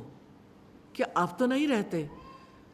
کنارے کنارے رہتے، نمازیں پڑھ لیں، ذکر اذکار بھی کر لیے، روزے بھی رکھ لیے، زکوٰۃ بھی دے دی، اللہ توفیق دے تو حج عمرہ بھی کر لیا۔ کہیں ایسا تو نہیں ہے کہ زندگی کے باقی معاملات میں ذرا غور کر کے دیکھیے، آپ کے گھروں میں کیا خواتین اور مردوں کی مشترکہ مخلوط مجالس نہیں ہوتی؟ نامحرم رشتہ داروں کے لیے کیا کوئی پابندی ہے؟ کیا گھر سے باہر نکلتے ہوئے آپ اللہ تعالیٰ کے احکامات کی پابندی اسی طرح کرتی ہیں جیسے ازواج مطہرات کرتی تھیں؟ کہیں فرق تو نہیں ہے؟ اگر فرق ہے تو پھر ہم بھی کنارے پر ہیں۔ کنارے کنارے رہ کر جو اللہ تعالیٰ کی عبادت کرتا ہے وہ مرضی کے احکامات پر تو عمل پیرا ہو جاتا ہے، جہاں دل نہیں مانتا وہاں اپنی مرضی کر لیتے ہیں۔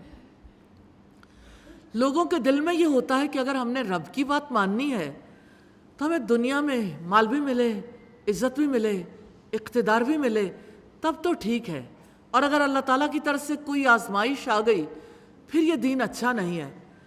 گویا دین کو بھی مفادات کے لیے قبول کرتے ہیں۔ ایسے ہی لوگ کنارے کنارے رہ کر عبادت کرتے ہیں۔ اللہ تعالیٰ سے دعا ہے اور دعا کر لیں، اللہ تعالیٰ حق و باطل کے درمیان جو فرق ہے ہمارے سینوں کو اس کے لیے کھول دے، ہمیں وہ فرق سمجھ آ جائے، اور ہماری زندگی میں اور حق میں جو فرق رہ گیا ہے جس کی وجہ سے ہم اسلام پر پورے طریقے سے کاربند نہیں ہوتے، الہی ہمیں وہ فرق سمجھا دے۔ وہ اللہ تعالیٰ کے سوا اسے پکارتا ہے جو نہ اسے نقصان دے سکتا ہے اور نہ نفع پہنچا سکتا ہے، یہی دور کی گمراہی ہے۔ وہ اس کو پکارتا ہے جس کا نقصان اس کے نفع سے زیادہ قریب ہے، یقیناً وہ برا دوست ہے اور یقیناً وہ برا رفیق ہے۔ یقیناً اللہ تعالیٰ ان لوگوں کو جو ایمان لائے اور جنہوں نے نیکیاں کیں انہیں جنتوں میں داخل کرے گا جن کے نیچے نہریں بہتی ہیں۔ یقیناً اللہ تعالیٰ جو چاہتا ہے کرتا ہے۔ جو شخص یہ گمان رکھتا ہے کہ اللہ تعالیٰ دنیا اور آخرت میں اس کی ہرگز مدد نہیں کرے گا تو اسے ایک رسی آسمان تک دراز کرنی چاہیے، پھر اسے کاٹ دینا چاہیے، پھر اسے دیکھنا چاہیے کیا واقعی اس کی تدبیر اس کو لے جائے گی جو اسے غصہ دلاتی ہے۔ اگر کسی کا خیال ہے کہ اللہ تعالیٰ دنیا اور آخرت میں اپنے رسول کی مدد نہیں کریں گے تو اس کا خیال غلط ہے۔ اللہ سبحانہ و تعالیٰ اپنے رسولوں کی مدد کرتے ہیں۔ تو اگر کسی کا یہ خیال ہے کہ ایسا نہیں ہوگا تو اپنے گھر کی چھت میں رسی ڈال کر اپنے گلے میں پھندا ڈال کر لٹک جائے، دم گھٹ کر مر جائے، تب بھی آسمان سے اللہ کی مدد ضرور آئے گی۔ یعنی جس کو برا لگتا ہے کہ رسولوں کی مدد کیوں ہوتی ہے تو پھانسی لے لے۔ دوسرے لفظوں میں اگر کہیں اللہ کی مدد تو آنی ہے۔ وَكَذَلِكَ أَنزَلْنَاهُ آيَاتٍ بَيِّنَاتٍ، اور اسی طرح ہم نے اس کو واضح آیات کے ساتھ نازل کیا ہے، اور یقیناً اللہ تعالیٰ جسے چاہتا ہے ہدایت دیتا ہے۔ اللہ تعالیٰ نے انسانوں کی ہدایت کے لیے واضح آیات نازل کی ہیں۔ جو ہدایت طلب کرے اسے ہدایت ملتی ہے، اور جو گمراہی مانگے اسے گمراہی ملتی ہے۔ دو باتیں میں آپ کے سامنے ضرور رکھنا چاہوں گی۔ جب اللہ تعالیٰ کی کتاب کو سننے کے لیے بیٹھتے ہیں تو تعصب کا ذہن لے کر مت بیٹھیے۔ ایک ایجوکیشنسٹ ہے جس کا نام آسوبل ہے، وہ کہتا ہے لرننگ ہمیشہ پری کانسیپٹس کے مطابق ہوتی، پہلے سے جو ذہن میں باتیں بیٹھی ہوئی ہیں۔ جب ہم پہلی باتیں ذہن میں رکھتے ہیں تو ہمارا مائنڈ کنڈیشنڈ ہوتا ہے۔ کنڈیشنڈ مائنڈ کبھی تبدیلی قبول کرنے کے لیے تیار نہیں ہوتا۔ ہمارے بس میں نہیں ہے ہم ان باتوں کو ذہن سے نکال سکیں، لیکن آپ اگر تعصب نہیں رکھیں گے تو اللہ کا کلام سن کر آپ کے لیے ایسا کرنا ممکن ہو جائے گا، آپ کو سمجھ آ جائے گی۔ اللہ تعالیٰ سے دعا کر کے بیٹھیں، مجھے حق سیکھنا ہے، مجھے سارے تعصبات سے بچنا ہے، مجھے ان تصورات سے بھی بچنا ہے جو میرے ذہن میں بیٹھ چکے ہیں، جن کی وجہ سے میں حق قبول کرنے کے لیے تیار نہیں ہوں، مجھے ان سے بچا لے۔ دوسری بات یہ ہے کہ جب اللہ تعالیٰ کے کلام کو سنیں تو عمل کرنے کے لیے سنیں۔ اس بات کو کبھی نہیں سوچنا لوگ کیا کہیں گے، لوگوں کے لیے نہیں، رب کے لیے جینا۔ لوگوں کا معاملہ اللہ کے حوالے کر دیں، دعا کریں یا اللہ میرے دل سے لوگوں کا رعب اور خوف ختم کر دیں، اور یا اللہ صرف اپنا خوف میرے دل پر حاوی کر دے۔ جب آپ دین کے راستے پر چلیں گے تو یہ وسوسہ آپ کے اندر آئے گا، کیسے اس پر عمل پیرا ہوں گے؟ اتنی باتیں ہیں، کتنی باتوں پر عمل پیرا ہوں؟ گھر والے کیا کہیں گے؟ سوسائٹی کے افراد کیا کہیں گے؟ آپ نے یہ سوچنا ہے اگر میں نے اس پر عمل نہ کیا تو میرا رب مجھے کیا کہے گا؟ حشر کے میدان میں نے اپنے اعمال کو رب کے آگے پیش کرنا ہے، تو میں نے اپنے رب کو جواب دینا ہے، میں نے اسی سے ڈرنا ہے۔ انشاءاللہ مشکلات ختم ہو جائیں گی۔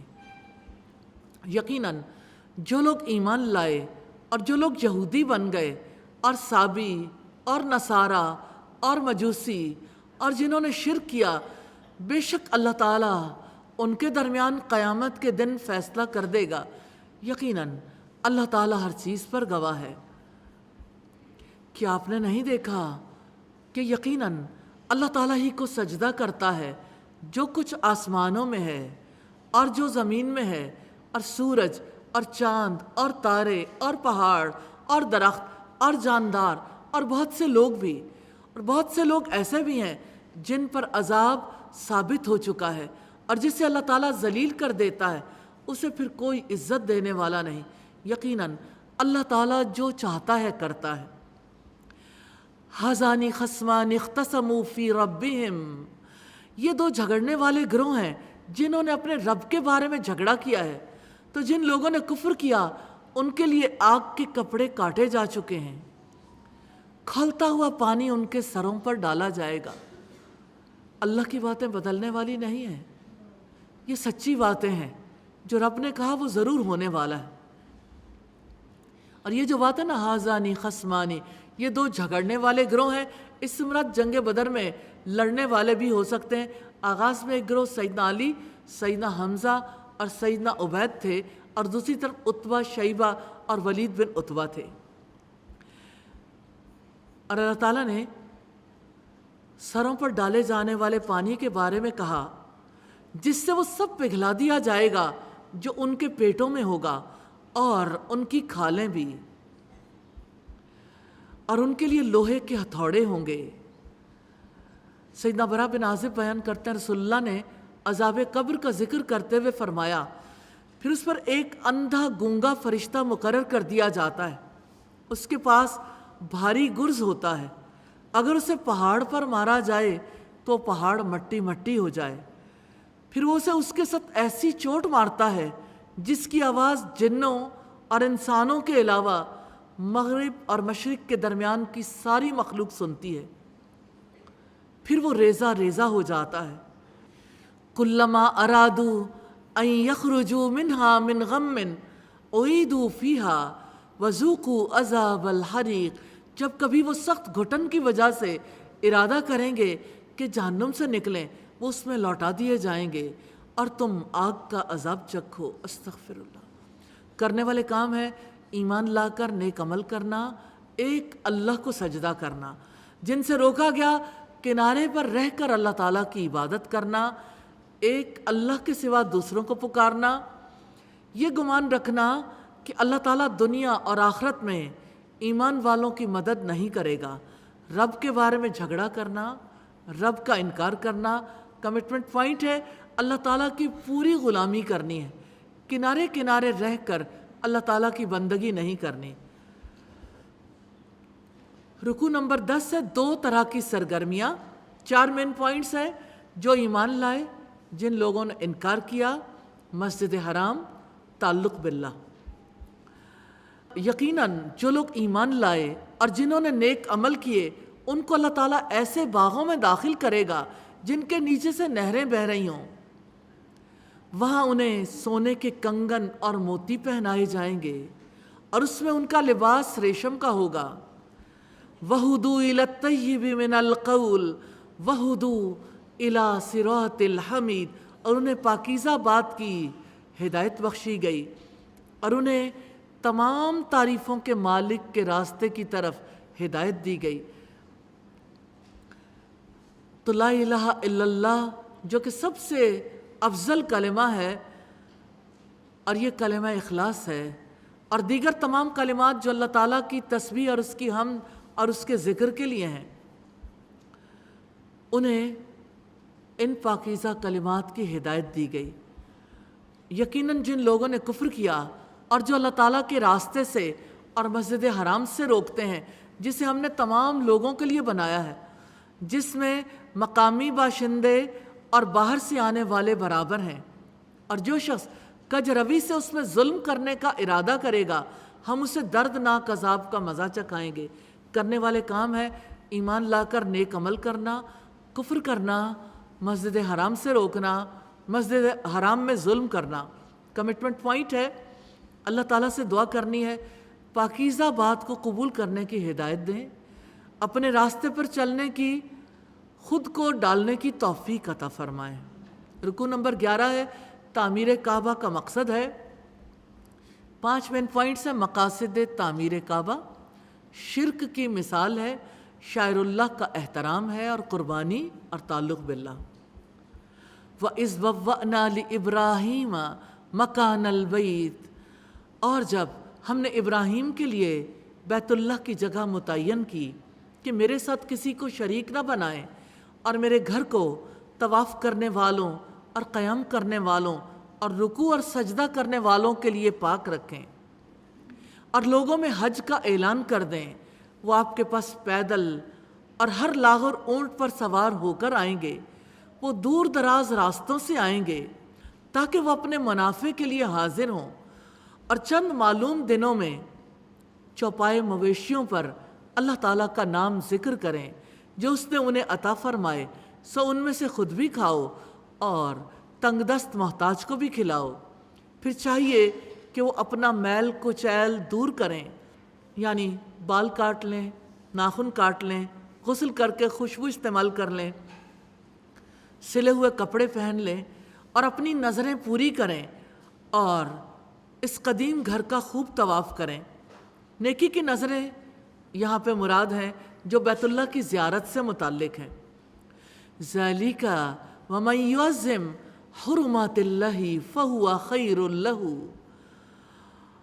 یہ اور جو کوئی اللہ تعالیٰ کی حرمتوں کی تعظیم کرے تو وہ اس کے رب کے نزدیک خود اسی کے لیے بہتر ہے، اور مویشی جانور تمہارے لیے حلال کر دیے گئے ہیں سوائے ان کے جو تمہیں پڑھ کر سنائے جاتے ہیں، بس تم بتوں کی گندگی سے اجتناب کرو اور جھوٹی بات سے پرہیز کرو، اللہ تعالیٰ کے لیے یکسو ہونے والے ہو، اس کے ساتھ شرک نہ کرنے والے ہو، اور جو اللہ تعالیٰ کے ساتھ شرک کرتا ہے تو گویا وہ آسمان سے گر گیا۔ اب سوچیں، آسمان سے کوئی چیز گری ہے، پرندے اسے اچک لیتے ہیں۔ آپ نے کبھی ایگل کا شکار دیکھا ہے کسی ڈاکومنٹری میں؟ جب ایگل شکار کرتا ہے تو وہ زمین پر نہیں، فضا میں ہی شکار کرتا ہے، یہ اسے ہوا کسی دور دراز جگہ میں گرا دیتی ہے۔ ذَلِكَ وَمَن يُعَظِّمْ شَعَائِرَ اللَّهِ فَإِنَّهَا مِن تَقْوَى الْقُلُوبِ، یہ اور جو اللہ تعالیٰ کے شاعر کی تعظیم کرتا ہے تو یقیناً وہ دلوں کے تقوی سے۔ شاعر سے مراد علامت اور نشانیاں ہیں، اس سے مراد اللہ تعالیٰ کی نشانیاں ہیں، اور قربانی کے جانور اس میں شامل ہیں۔ شاعر اللہ سے مراد اسلام کے امتیازی احکامات ہیں جن کی وجہ سے الگ شناخت ممکن ہو جاتی ہے۔ لَكُمْ فِيهَا مَنَافِعُ إِلَىٰ أَجَلٍ مُّسَمًّى، تمہارے لیے ان جانوروں میں ایک مقررہ وقت تک کچھ فوائد ہیں، پھر ان کے حلال ہونے کی جگہ قدیم گھر کے پاس ہے۔ کرنے والے کام ہے اللہ تعالیٰ کے گھر کو پاک رکھنا، حج کے لیے دور کا سفر کرنا، قربانی کرنا، اللہ تعالیٰ کی حرمتوں کا احترام کرنا، بتوں کی گندگی سے بچنا، جھوٹی باتوں سے بچنا، اللہ تعالیٰ کے لیے یکسو ہونا، شرک نہ کرنا، تقوی اختیار کرنا، جن سے روکا گیا شرک ہے۔ کمٹمنٹ پوائنٹس ہیں، جھوٹی باتوں سے بچنا ہے، اللہ تعالیٰ کے گھروں کو پاک رکھنا ہے، حج کی نیت کرنی ہے انشاءاللہ۔ آج ارادہ کر لیں، اللہ سبحانہ وتعالیٰ سے دعا کر لیں، یا اللہ ہم سب کو بار بار حج اور عمرہ کرنے کی توفیق عطا فرما دے۔ یکسو ہو کر اللہ تعالیٰ کی بندگی کرنی ہے انشاءاللہ۔ اور رکوع نمبر 12 قربانی کے بارے میں ہے۔ 3 مین پوائنٹس ہیں: قربانی کے مقاصد اور تعلق باللہ، اور ہم نے ہر امت کے لیے قربانی کو مقرر کیا ہے تاکہ وہ ان مویشی چوپایوں پر اللہ تعالیٰ کا نام ذکر کریں جو اس نے انہیں عطا کر رکھے ہیں۔ سو تمہارا معبود ایک ہی معبود ہے، تم اسی کے فرما بردار بنو، اور آپ عاجزی اختیار کرنے والوں کو خوشخبری دے دیں۔ وہ لوگ کہ جب اللہ تعالیٰ کا ذکر کیا جاتا ہے تو ان کے دل کانپ اٹھتے ہیں، اور جو مصیبت ان پر آتی ہے اس پر صبر کرنے والے ہوتے ہیں اور نماز قائم کرنے والے ہیں، اور جو کچھ ہم نے انہیں عطا کیا ہے اس میں سے خرچ کرتے ہیں۔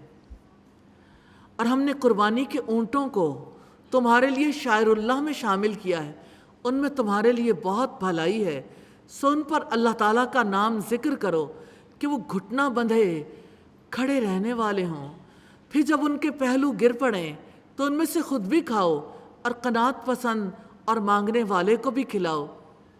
اونٹ کو جب ذبح کیا جاتا ہے تو اس کو پہلے کھڑا کیا جاتا ہے، اس کے پاؤں باندھ دیے جاتے ہیں اور اس کے گلے میں کوئی نہ کوئی چیز، نیزہ یا کوئی نہ کوئی چیز ماری جاتی جس سے خون کا فوارہ ابل پڑتا ہے، پھر جب خون اچھے طریقے سے نکل جاتا ہے تو وہ گر پڑتا ہے۔ اس طرح جانوروں کو ہم نے تمہارے لیے مسخر کر دیا ہے تاکہ تم شکر ادا کرتے رہو۔ لن ینال اللہ لحومها ولا دماؤها ولکن ینالہ التقوی منکم۔ اللہ تعالیٰ کو نہ کبھی ان کا گوشت پہنچتا ہے اور نہ ہی ان کا خون، بلکہ اللہ تعالیٰ کو تمہارا صرف تقوی ہی پہنچتا ہے۔ اس طرح اس نے تمہارے لیے ان کو مسخر کیا ہے تاکہ تم اللہ تعالیٰ کی بڑائی بیان کرو کہ اس نے تمہیں ہدایت دی ہے اور آپ نیکی کرنے والوں کو خوشخبری دے دیں۔ سیدنا ابو ہریرہ سے روایت ہے، رسول اللہ نے ارشاد فرمایا، اللہ تعالیٰ تمہاری صورتوں اور تمہارے مالوں کی طرف نہیں دیکھتا، بلکہ وہ تو تمہارے دلوں اور اعمال کی طرف دیکھتا ہے۔ تو اللہ سبحانہ و تعالیٰ نے کہا ہے کہ دیکھو آپ اللہ کی بڑائی بیان کرو، اس لیے کہ اس نے علی ما ہداکم، اس پر جو اس نے تمہیں ہدایت دی ہے۔ یعنی اللہ سبحانہ و تعالیٰ کا سب سے بڑا کرم اس کا رحم ہے کہ اس نے تمہیں ہدایت دی ہے، اور ہدایت کا مطلب ہے نفع مند علم اور عمل صالح کی توفیق جو اللہ تعالیٰ کی طرف سے ملتی۔ دیکھیے قرآن ہر جگہ موجود ہے، پڑھانے والے بھی موجود ہیں، پڑھانے کے ذرائع بھی موجود ہیں، پھر ہر کوئی ہدایت کیوں نہیں پاتا؟ ہر کوئی اس کا علم حاصل کیوں نہیں کر پاتا؟ وہ اللہ کی توفیق کے بغیر نہیں ملتا۔ اس لیے اللہ سبحانہ و تعالیٰ سے گڑ گڑا کر مانگے۔ آپ اس کے آگے فریاد کریں گے تو آپ کی فریاد کو رد نہیں کرے گا انشاءاللہ۔ تو جس نے تمہیں اپنے لیے خالص ہونا سکھایا، جس نے اپنے ذکر کی محبت دی، جس نے اپنی ذات کی بڑائی بیان کرنی سکھائی، جس نے شکر ادا کرنا سکھایا، جس نے دلوں کو تقوی کی سمجھ دی، یقیناً وہی حمد اور تعظیم کا حق رکھتا ہے۔ یقیناً اللہ تعالیٰ ان کی مدافعت کرتا ہے جو ایمان لائیں۔ بے شک اللہ تعالیٰ بڑے خیانت کار اور ناشکرے کو پسند نہیں کرتا۔ رب العزت نے ایمان والوں کو خوشخبری دی ہے، بدخواہوں کی بدخواہی، دشمنوں کی دشمنی، شیطان کے وسوسے، کفار کا شر، اپنے نفس اور برے اعمال کے شر سے اللہ تعالیٰ آپ کی مدافعت کرے گا۔ آپ کا ڈیفنس اللہ کے ذمہ ہے۔ اللہ تعالیٰ محافظ ہے، نگران ہے، اس لیے اللہ پر بھروسہ کریں، جو مشکلات کو آسان کرتا ہے، جو بوجھ ہلکے کرنے کا وعدہ کرتا ہے، اس کی طرف جھکیں، جو وہاں سے رزق دیتا ہے جہاں سے انسان نے گمان بھی نہ کیا ہو۔ کرنے والے کام ہے اللہ تعالیٰ کا فرما بردار بننا، عاجزی اختیار کرنا، اللہ تعالیٰ کی یاد سے دل کا کانپ اٹھنا، صبر کرنا، نماز قائم کرنا، اللہ تعالیٰ کی راہ میں خرچ کرنا، قربانی کا گوشت محتاجوں کو کھلانا، شکر ادا کرنا، تقوی اختیار کرنا، اللہ تعالیٰ کی بڑائی بیان کرنا، نیکیاں کرنا۔ جن کاموں سے روکا گیا، خیانت کرنا اور ناشکرہ ہونا کمٹمنٹ پوائنٹ ہے۔ اللہ تعالیٰ کے لیے قربانی کرنے کی نیت کرنی ہے۔ دیکھیے میں نے ایسے لوگوں کو قربانی کرتے دیکھا ہے جن کے پاس اپنے بچوں کو 2 وقت کی روٹی کھلانے کے لیے سب کچھ نہیں ہوتا۔ جو نیت کر لے اللہ سبحانہ و تعالیٰ کیسے آسانی کر دیتے ہیں۔ میرے پاس ایک ہیلپر تھیں جو بہت شوق رکھتی تھیں قربانی کرنے کا، تو ہر سال وہ قربانی کی جب عید الاضحیٰ گزرتی ہے اس کے بعد وہ ایک بچہ لے کے پال لیتی تھیں، اور پھر وہ سارا سال پالتی رہتی ہیں، اور جب قربانی کا وقت آتا تو اللہ سبحانہ و تعالیٰ کے حضور اس کو قربان کر دیتی۔ Where there is will, there is a way۔ انسان جب کوئی کام کرنا چاہتا ہے نا، اس کے لیے راستے نکل آتے ہیں۔ کتنے لوگ ہیں جن کا مہنگائی کچھ بھی نہیں بگاڑتی۔ میں اگزامپل کے طور پر آپ کے سامنے رکھ رہی ہوں۔ دیہاتوں میں لوگ مرغیاں پال لیتے ہیں، بکریاں پال لیتے ہیں۔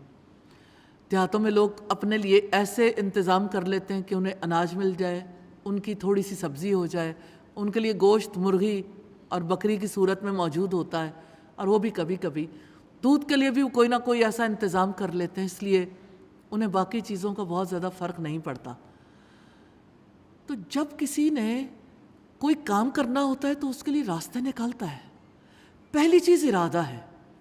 قربانی سے اللہ سبحانہ وتعالیٰ کا قرب ملتا ہے۔ لوگ کہتے ہیں اللہ کے قریب کیسے ہوں؟ سجدے کریں قریب ہو جائیں، قربانی کریں گے تو قرب ملے گا۔ آج ارادہ کر لیں۔ آپ شرعی طور پر یہ سوال کر سکتے ہیں، کیا گھر کے سارے افراد کو قربانی کرنی ہے؟ میں نہیں سمجھتی کہ یہ سوال قربانی کرنے کے لیے ہوتا ہے، یہ قربانی سے بچنے کے لیے ہوتا ہے کہ قربانی نہ کرنی پڑے۔ آپ وہ کام کریں جس سے اللہ سبحانہ وتعالیٰ کو خوش کرنا ہے، جس سے اس کا قرب حاصل کرنا ہے۔ اس لیے آپ اپنی طرف سے ارادہ کریں گے، اللہ سبحانہ وتعالیٰ مدد کریں گے انشاءاللہ۔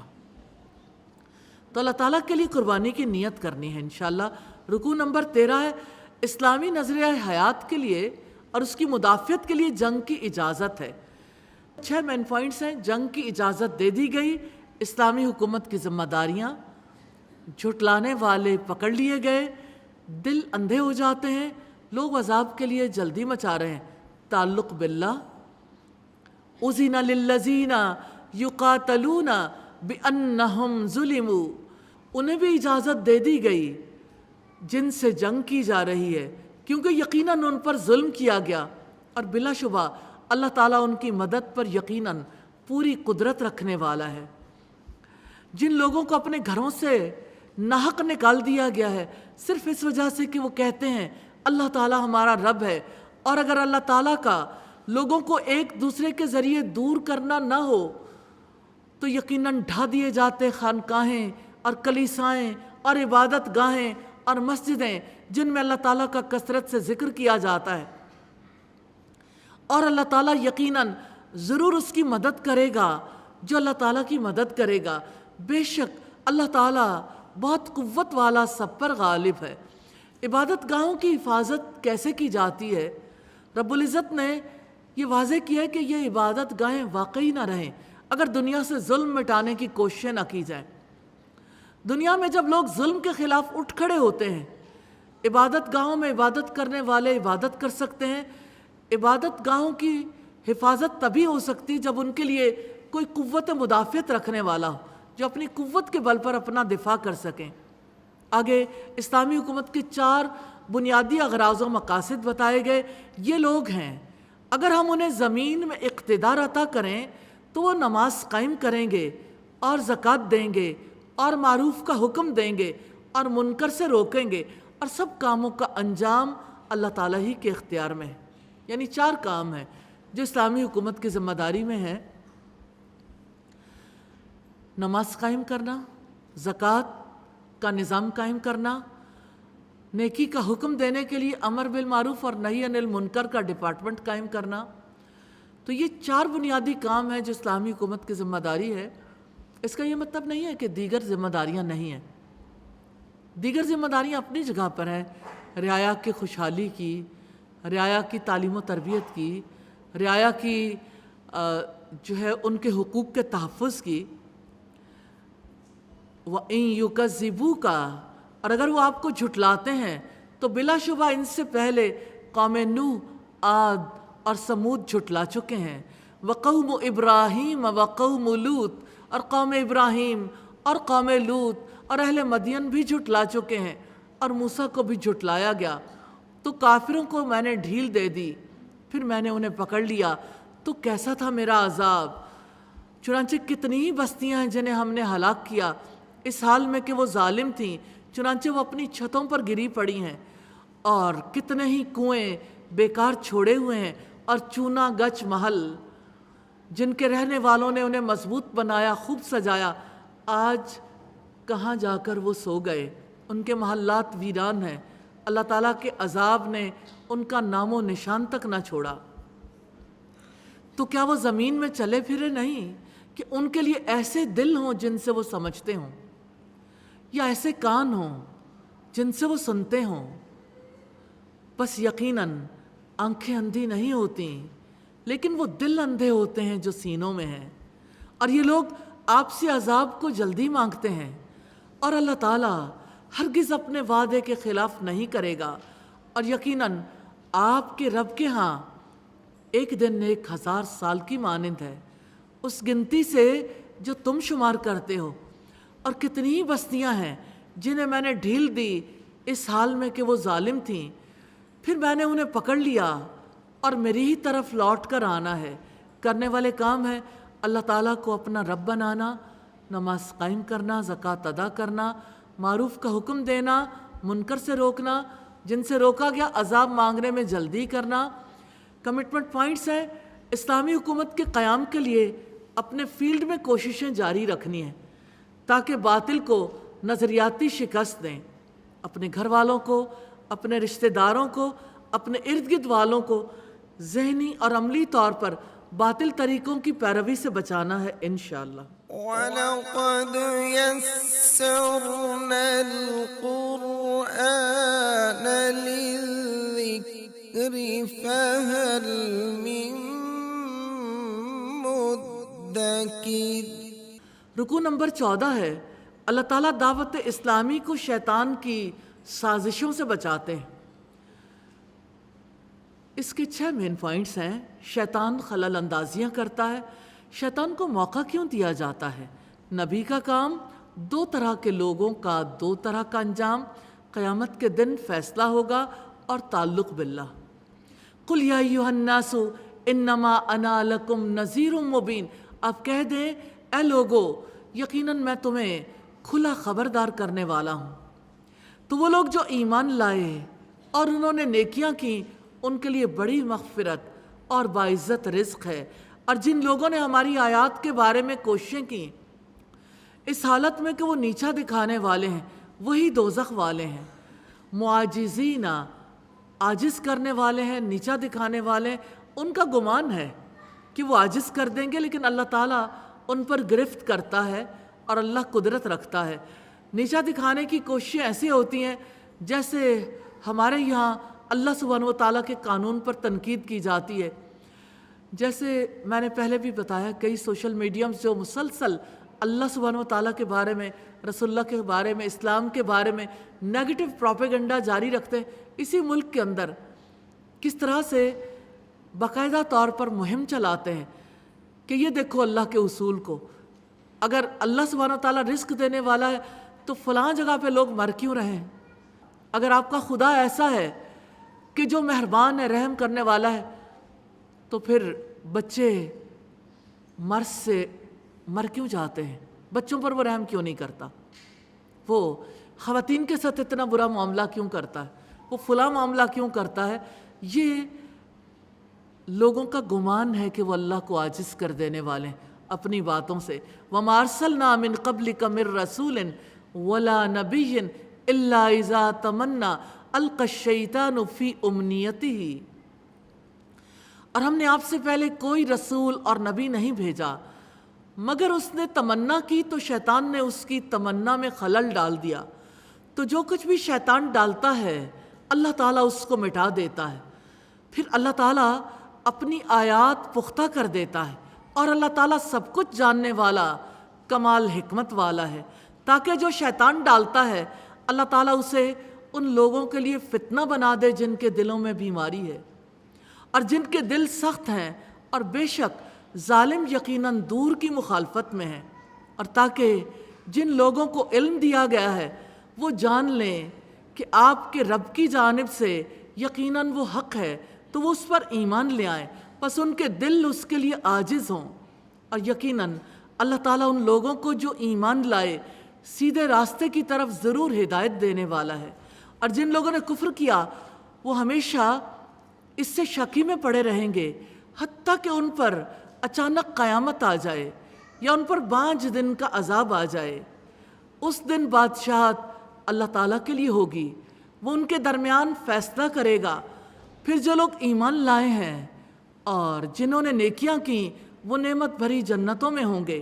سیدہ عائشہ سے روایت ہے، اللہ کے رسول صلی اللہ علیہ وسلم نے ارشاد فرمایا، سیدھی چال چلتے رہو اور خوش ہو جاؤ، کیونکہ کسی کو اس کا عمل جنت میں نہیں لے جائے گا۔ صحابہ نے عرض کیا، یا رسول اللہ، کیا آپ بھی اپنے عمل کی وجہ سے جنت میں نہیں جائیں گے؟ آپ نے فرمایا، نہ میں جاؤں گا، مگر یہ کہ اللہ تعالیٰ مجھے اپنی مغفرت اور رحمت سے ڈھانپ لے۔ یہ بخاری اور مسلم کی روایت ہے۔ اور جن لوگوں نے کفر کیا اور ہماری آیات کو جھٹلایا تو ایسے ہی لوگوں کے لیے رسوا کن عذاب ہے۔ اور جن لوگوں نے اللہ تعالیٰ کی راہ میں ہجرت کی پھر انہیں قتل کر دیا گیا یا وہ مر گئے تو اللہ تعالیٰ انہیں لازماً اچھا رزق دے گا، اور بلا شبہ اللہ تعالیٰ یقیناً بہترین رزق دینے والا ہے۔ سیدنا ابو ہریرہ بیان کرتے ہیں کہ رسول اللہ صلی اللہ علیہ وسلم نے فرمایا، اللہ تعالیٰ کے راستے میں جہاد کرنے والے کی مثال اس قیام کرنے والے اور روزہ رکھنے والے کی سی ہے جو نہ تو نماز سے غافل ہوتا ہے اور نہ روزہ چھوڑتا ہے، حتیٰ کہ مجاہد کو اللہ تعالیٰ واپس اس کے گھر اجر اور غنیمت کے ساتھ لوٹائے یا اس کو فوت کر کے جنت میں داخل کر دے۔ کرنے والے کام ہیں لوگوں کو برے انجام سے خبردار کرنا، ایمان لا کر نیک عمل کرنا، اللہ تعالیٰ کی آیات کو حق جاننا، اللہ تعالیٰ کی آیات کے لیے دل کا جھک جانا۔ جن کاموں سے روکا گیا اللہ تعالیٰ کی آیات کو نیچا دکھانے کی کوشش کرنا، دل کا بیمار ہونا، دل کا سخت ہونا، کفر کرنا، شک میں پڑنا۔ کمٹمنٹ پوائنٹ ہے، دعوت کا کام کرتے ہوئے اللہ تعالیٰ سے دعا کرنی ہے کہ اللہ تعالیٰ شیطان کی خلل اندازیوں سے بچا لے۔ رکوع نمبر 15 ہے، اللہ تعالیٰ مظلوموں کی مدد کرتا ہے۔ 4 مین پوائنٹس ہیں۔ ہجرت پر اجر ملے گا، مظلوموں کے بارے میں اللہ تعالیٰ کا اصول، کائنات کی گواہی اور تعلق باللہ۔ یقیناً اللہ تعالیٰ انہیں لازماً ایسی جگہ میں داخل کرے گا جسے وہ پسند کریں گے، اور یقیناً اللہ تعالیٰ ضرور سب کچھ جاننے والا بے حد بردبار ہے۔ یہ اور جو کوئی بدلہ لے جیسا کہ اس کے ساتھ زیادتی کی گئی تھی پھر اس پر زیادتی کی گئی تو اللہ تعالیٰ ضرور اس کی مدد کرے گا۔ بے شک اللہ تعالیٰ نہایت درگزر کرنے والا، بے حد بخشنے والا ہے۔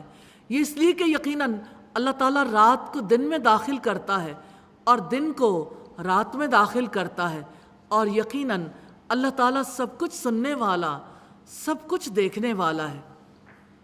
اللہ تعالیٰ نے شعور دلایا کہ تمہارے حالات سے اللہ سبحانہ و تعالیٰ بے خبر نہیں ہے، وہ خود مشاہدہ کرتا ہے، سنتا ہے، وہ عینی شاہد ہے، اس لیے وہ بندوں سے ان کے ظلم کا بدلہ لے لے گا۔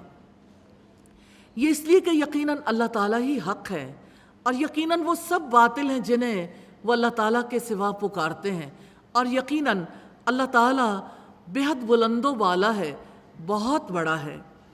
کیا آپ نے نہیں دیکھا کہ بے شک اللہ تعالیٰ نے آسمان سے کچھ پانی برسایا تو زمین سرسبز ہو گئی؟ یقیناً اللہ تعالیٰ باریک بھی پوری طرح خبر رکھنے والا ہے۔ اسی کا ہے جو آسمانوں میں ہے اور جو کچھ زمین میں ہے، اور بے شک اللہ تعالیٰ یقیناً بڑا بے پرواہ تمام تعریفوں والا ہے۔ کرنے والے کام ہیں ہجرت کرنا، اللہ تعالیٰ ہی کو حق سمجھنا۔ جن کاموں سے روکا گیا اللہ تعالیٰ کے سوا دوسروں کو پکارنا۔ کمٹمنٹ پوائنٹس ہیں، ماضی کی یادوں، مال، زندگی کے ساز و سامان، خاندان، شہر، وطن، سب کو اپنے نظریے پر قربان کرنا ہے۔ انشاءاللہ اللہ تعالیٰ کی رضامندی حاصل کرنی ہے۔ رکوع نمبر 16 ہے، وہ تم سے جھگڑا نہ کریں۔ 3 مین پوائنٹس ہیں، اللہ تعالیٰ ہی کا حکم چلتا ہے، وہ تم سے جھگڑا نہ کریں، اور تعلق باللہ۔ کیا آپ نے نہیں دیکھا؟ یقیناً اللہ تعالیٰ نے تمہارے لیے مسخر کر دیا جو زمین میں ہے، اور کشتیوں کو بھی جو اس کے حکم سے سمندر میں چلتی ہیں، اور وہ آسمان کو تھامے ہوئے کہ زمین پر گر نہ پڑے مگر اس کے حکم سے۔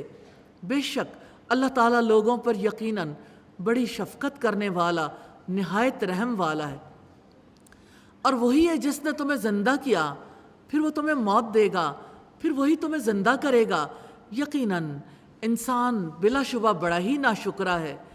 ہر امت کے لیے ہم نے عبادت کا ایک طریقہ مقرر کیا ہے جسے وہ بجا لاتے ہیں، سو وہ آپ سے اس معاملے میں ہرگز جھگڑا نہ کریں اور آپ اپنے رب کی طرف دعوت دیں۔ یقیناً آپ سیدھے راستے پر ہیں، اور اگر وہ آپ سے جھگڑا کریں تو آپ کہہ دیں جو کچھ بھی تم عمل کرتے ہو اللہ تعالیٰ اسے زیادہ جاننے والا ہے۔ رسول اللہ کو ہدایت دی گئی کہ آپ لوگوں کا معاملہ اللہ کے حوالے کر دیں، اور جھگڑا مجادلہ تب ہوتا ہے جب کوئی ماننے کے لیے تیار ہو جائے۔ جب کوئی حقیقت جاننا چاہتا ہو، جب لوگ ضد پر ہوں، دلائل کو رد کر دیں، تو کسی کے ساتھ لاجیکل ڈسکشن، ڈیبیٹ ممکن نہیں ہوتی۔ اللہ تعالیٰ تمہارے درمیان قیامت کے دن فیصلہ کر دے گا جن باتوں میں تم اختلاف کرتے تھے۔ کیا آپ نہیں جانتے کہ بلا شبہ اللہ تعالیٰ جانتا ہے جو آسمانوں اور زمین میں ہے؟ یقیناً یہ سب ایک کتاب میں ہے، یقیناً یہ اللہ تعالیٰ پر بہت آسان ہے۔ ان ذالک فی کتاب، یقیناً یہ سب ایک کتاب میں ہے۔ اللہ سبحانہ و تعالیٰ نے اس کائنات کے پیدا کرنے سے پہلے ہی تقدیر لکھی تھی، اور اللہ سبحانہ و تعالیٰ نے اسے اپنی کتاب لوح محفوظ میں محفوظ کر دیا۔ اور اللہ تعالیٰ کے سوا وہ ان کی عبادت کرتے ہیں جس کی اللہ تعالیٰ نے کوئی دلیل نہیں اتاری، جن کے بارے میں انہیں کوئی علم بھی نہیں ہے، اور ظالموں کے لیے کوئی مددگار نہیں۔ اور جب انہیں ہماری واضح آیات پڑھ کر سنائی جاتی ہیں تو آپ ان کے چہروں میں جن لوگوں نے کفر کیا صاف انکار پہچان لیں گے۔ وہ قریب ہیں کہ ان لوگوں پر حملہ کر دیں جو انہیں ہماری آیات پڑھ کر سناتے ہیں۔ آپ کہہ دیں تو کیا میں تمہیں اس سے بری چیز بتاؤں؟ وہ آگ ہے اللہ تعالیٰ نے جس کا ان سے وعدہ کر رکھا ہے جنہوں نے کفر کیا، اور وہ بہت ہی برا ٹھکانہ ہے۔ کرنے والے کام ہے اللہ تعالیٰ کی عبادت کرنا، رب کی طرف دعوت دینا، سیدھے راستے پر ہونا، جن کاموں سے روکا گیا ناشکرا ہونا، اللہ والوں سے جھگڑا کرنا، اختلاف کرنا، اللہ تعالیٰ کی آیات سنانے والوں پر حملہ کرنے کا ارادہ رکھنا، اللہ تعالیٰ کے سوا دوسروں کی عبادت کرنا۔ کمٹمنٹ پوائنٹس ہیں، اللہ تعالیٰ پر بھروسہ کرنا ہے، دین کی دعوت دینی ہے، مشکلات کی پرواہ نہیں کرنی۔ رکوع نمبر 17 ہے، اعلیٰ اور برتر پیغام کو غالب کرنے کے لیے فرائض ادا کریں۔ 3 مین پوائنٹس ہیں، مشرکین کے مناسک یعنی طریقے، اللہ تعالیٰ ہی حق ہے، ایمان والوں کو حکم، یا ایھا الناس ضرب مثل فاستمعوا لہ، اے لوگو ایک مثال بیان کی جاتی ہے سو اسے غور سے سنو۔ یقیناً وہ لوگ جنہیں تم اللہ تعالیٰ کے سوا پکارتے ہو ایک مکھی بھی ہرگز پیدا نہیں کریں گے، اور اگرچہ وہ سب کے سب اس کے لیے جمع ہو جائیں، اور اگر مکھی ان سے کچھ بھی چھین لے تو اسے وہ اس سے چھڑا نہیں سکتے۔ طلب کرنے والا بھی کمزور ہے، اور جس سے طلب کیا گیا وہ بھی کمزور ہے۔ ما قدر اللہ حق قدرہ ان اللہ لقوی عزیز، انہوں نے اللہ تعالیٰ کی قدر ہی نہ کی جیسا کہ اس کی قدر کرنے کا حق ہے۔ بے شک اللہ تعالیٰ یقیناً بڑی قوت والا، سب پر غالب ہے۔ قدر نہ جاننے سے مراد انڈر ایسٹیمیٹ کرنا ہے، کمتر اندازہ لگانا ہے۔ سیدنا عبداللہ ابن مسعود نے کہا، علماء یہود میں سے ایک عالم رسول اللہ کے پاس آیا، کہنے لگا، اے محمد ہم تورات میں یہ لکھا دیکھتے ہیں کہ اللہ تعالیٰ قیامت کے دن تمام آسمانوں کو ایک انگلی پر، تمام زمینوں کو ایک انگلی پر، تمام درختوں کو ایک انگلی پر، اور تمام پانی اور مٹی کو ایک انگلی پر، اور تمام مخلوقات کو ایک انگلی پر اٹھا لے گا، پھر کہے گا کہ میں ہوں بادشاہ۔ یہ سن کر رسول اللہ مسکرائے، یہاں تک کہ آپ کے دانت ظاہر ہو گئے، یعنی اس عالم کے کلام کی آپ نے تصدیق کی۔ پھر رسول اللہ نے یہ آیت پڑھی، وما قدر اللہ حق قدرہ، انہوں نے اللہ کی قدر ہی نہ کی جیسا کہ انہیں قدر کرنی چاہیے تھی۔ یعنی اللہ کی قدر بہت زیادہ، اس کا کچھ اندازہ نہیں ہے۔ اللہ یستفی من الملائکۃ رسلا ومن الناس، اللہ تعالیٰ فرشتوں اور انسانوں میں سے پیغام پہنچانے والے منتخب فرماتا ہے۔ یقیناً اللہ تعالیٰ سب کچھ سننے والا، سب کچھ دیکھنے والا ہے۔ وہ جانتا ہے جو کچھ ان کے آگے ہے اور جو کچھ ان کے پیچھے ہے، اور سارے معاملات اللہ تعالیٰ ہی کی طرف لوٹائے جاتے ہیں۔ جب لوٹنا اس کی جانب ہے تو اس کی نافرمانی کر کے کہاں جائیں گے؟ اس کے عذاب سے کیوں کر بچیں گے؟ یا ایھا الذین آمنوا ارکعوا واسجدوا واعبدوا ربکم وافعلوا الخیر لعلکم تفلحون، اے لوگو جو ایمان لائے ہو، رکوع کرو، سجدہ کرو اور اپنے رب کی عبادت کرو اور نیک کام کرو تاکہ تم کامیاب ہو جاؤ۔ وجاہدوا فی اللہ حق جہادہ، اور اللہ تعالیٰ کی راہ میں جہاد کرو جیسا کہ اس کے راستے میں جہاد کرنے کا حق ہے۔ اس نے تمہیں چن لیا ہے اور اس نے دین میں تم پر تنگی نہیں رکھی۔ تمہارے باپ ابراہیم کی ملت ہے، اسی نے تمہارا نام مسلم رکھا ہے، اس سے پہلے بھی اور اس قرآن میں بھی، تاکہ رسول تم پر گواہ ہو جائیں اور تم لوگوں پر گواہ ہو جاؤ۔ سو نماز قائم کرو اور زکوٰۃ ادا کرو اور اللہ تعالیٰ کے دین کو مضبوطی سے پکڑ لو، وہی تمہارا مالک ہے۔ سو کیا ہی اچھا وہ مالک ہے اور کیا ہی اچھا وہ مددگار ہے۔ دعا ہے اللہ تعالیٰ ہم سب کو توفیق عطا فرمائے کہ ہم دین کی ترویج و اشاعت اور اس دین کی حفاظت کے لیے یہ سارے کام کرنے کے قابل ہو جائیں، اور اللہ تعالیٰ ہماری رہنمائی فرمائے، ہماری کمیوں کو معاف فرمائے۔ اللہ تعالیٰ ہمیں دین کی سچی سمجھ نصیب کرے، ہمیں صالح اعمال کرنے کی توفیق عطا فرمائے، ہمیں قرآن کے خدمت گاروں میں شامل فرما لے۔ کرنے والے کام ہیں رکوع کرنا، سجدہ کرنا، رب کی عبادت کرنا، نیک کام کرنا، اللہ تعالیٰ کی راہ میں جہاد کرنا، لوگوں پر حق کی گواہی دینا، نماز قائم کرنا، زکوٰۃ ادا کرنا، اللہ تعالیٰ کا دامن تھام لینا، اور جن سے روکا گیا اللہ تعالیٰ کی قدر نہ پہچاننا۔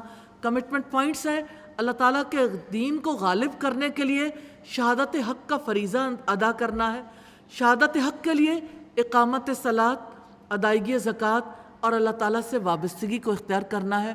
الحمدللہ 17واں پارہ کمپلیٹ ہوا۔ اللہ سبحانہ و تعالیٰ ہم سب کو توفیق عطا کرے، آمین ثم آمین۔ وَلَقَدْ يَسَّرْنَا الْقُرْآنَ لِلذِّكْرِ فَهَلْ مِن مُّدَّكِرٍ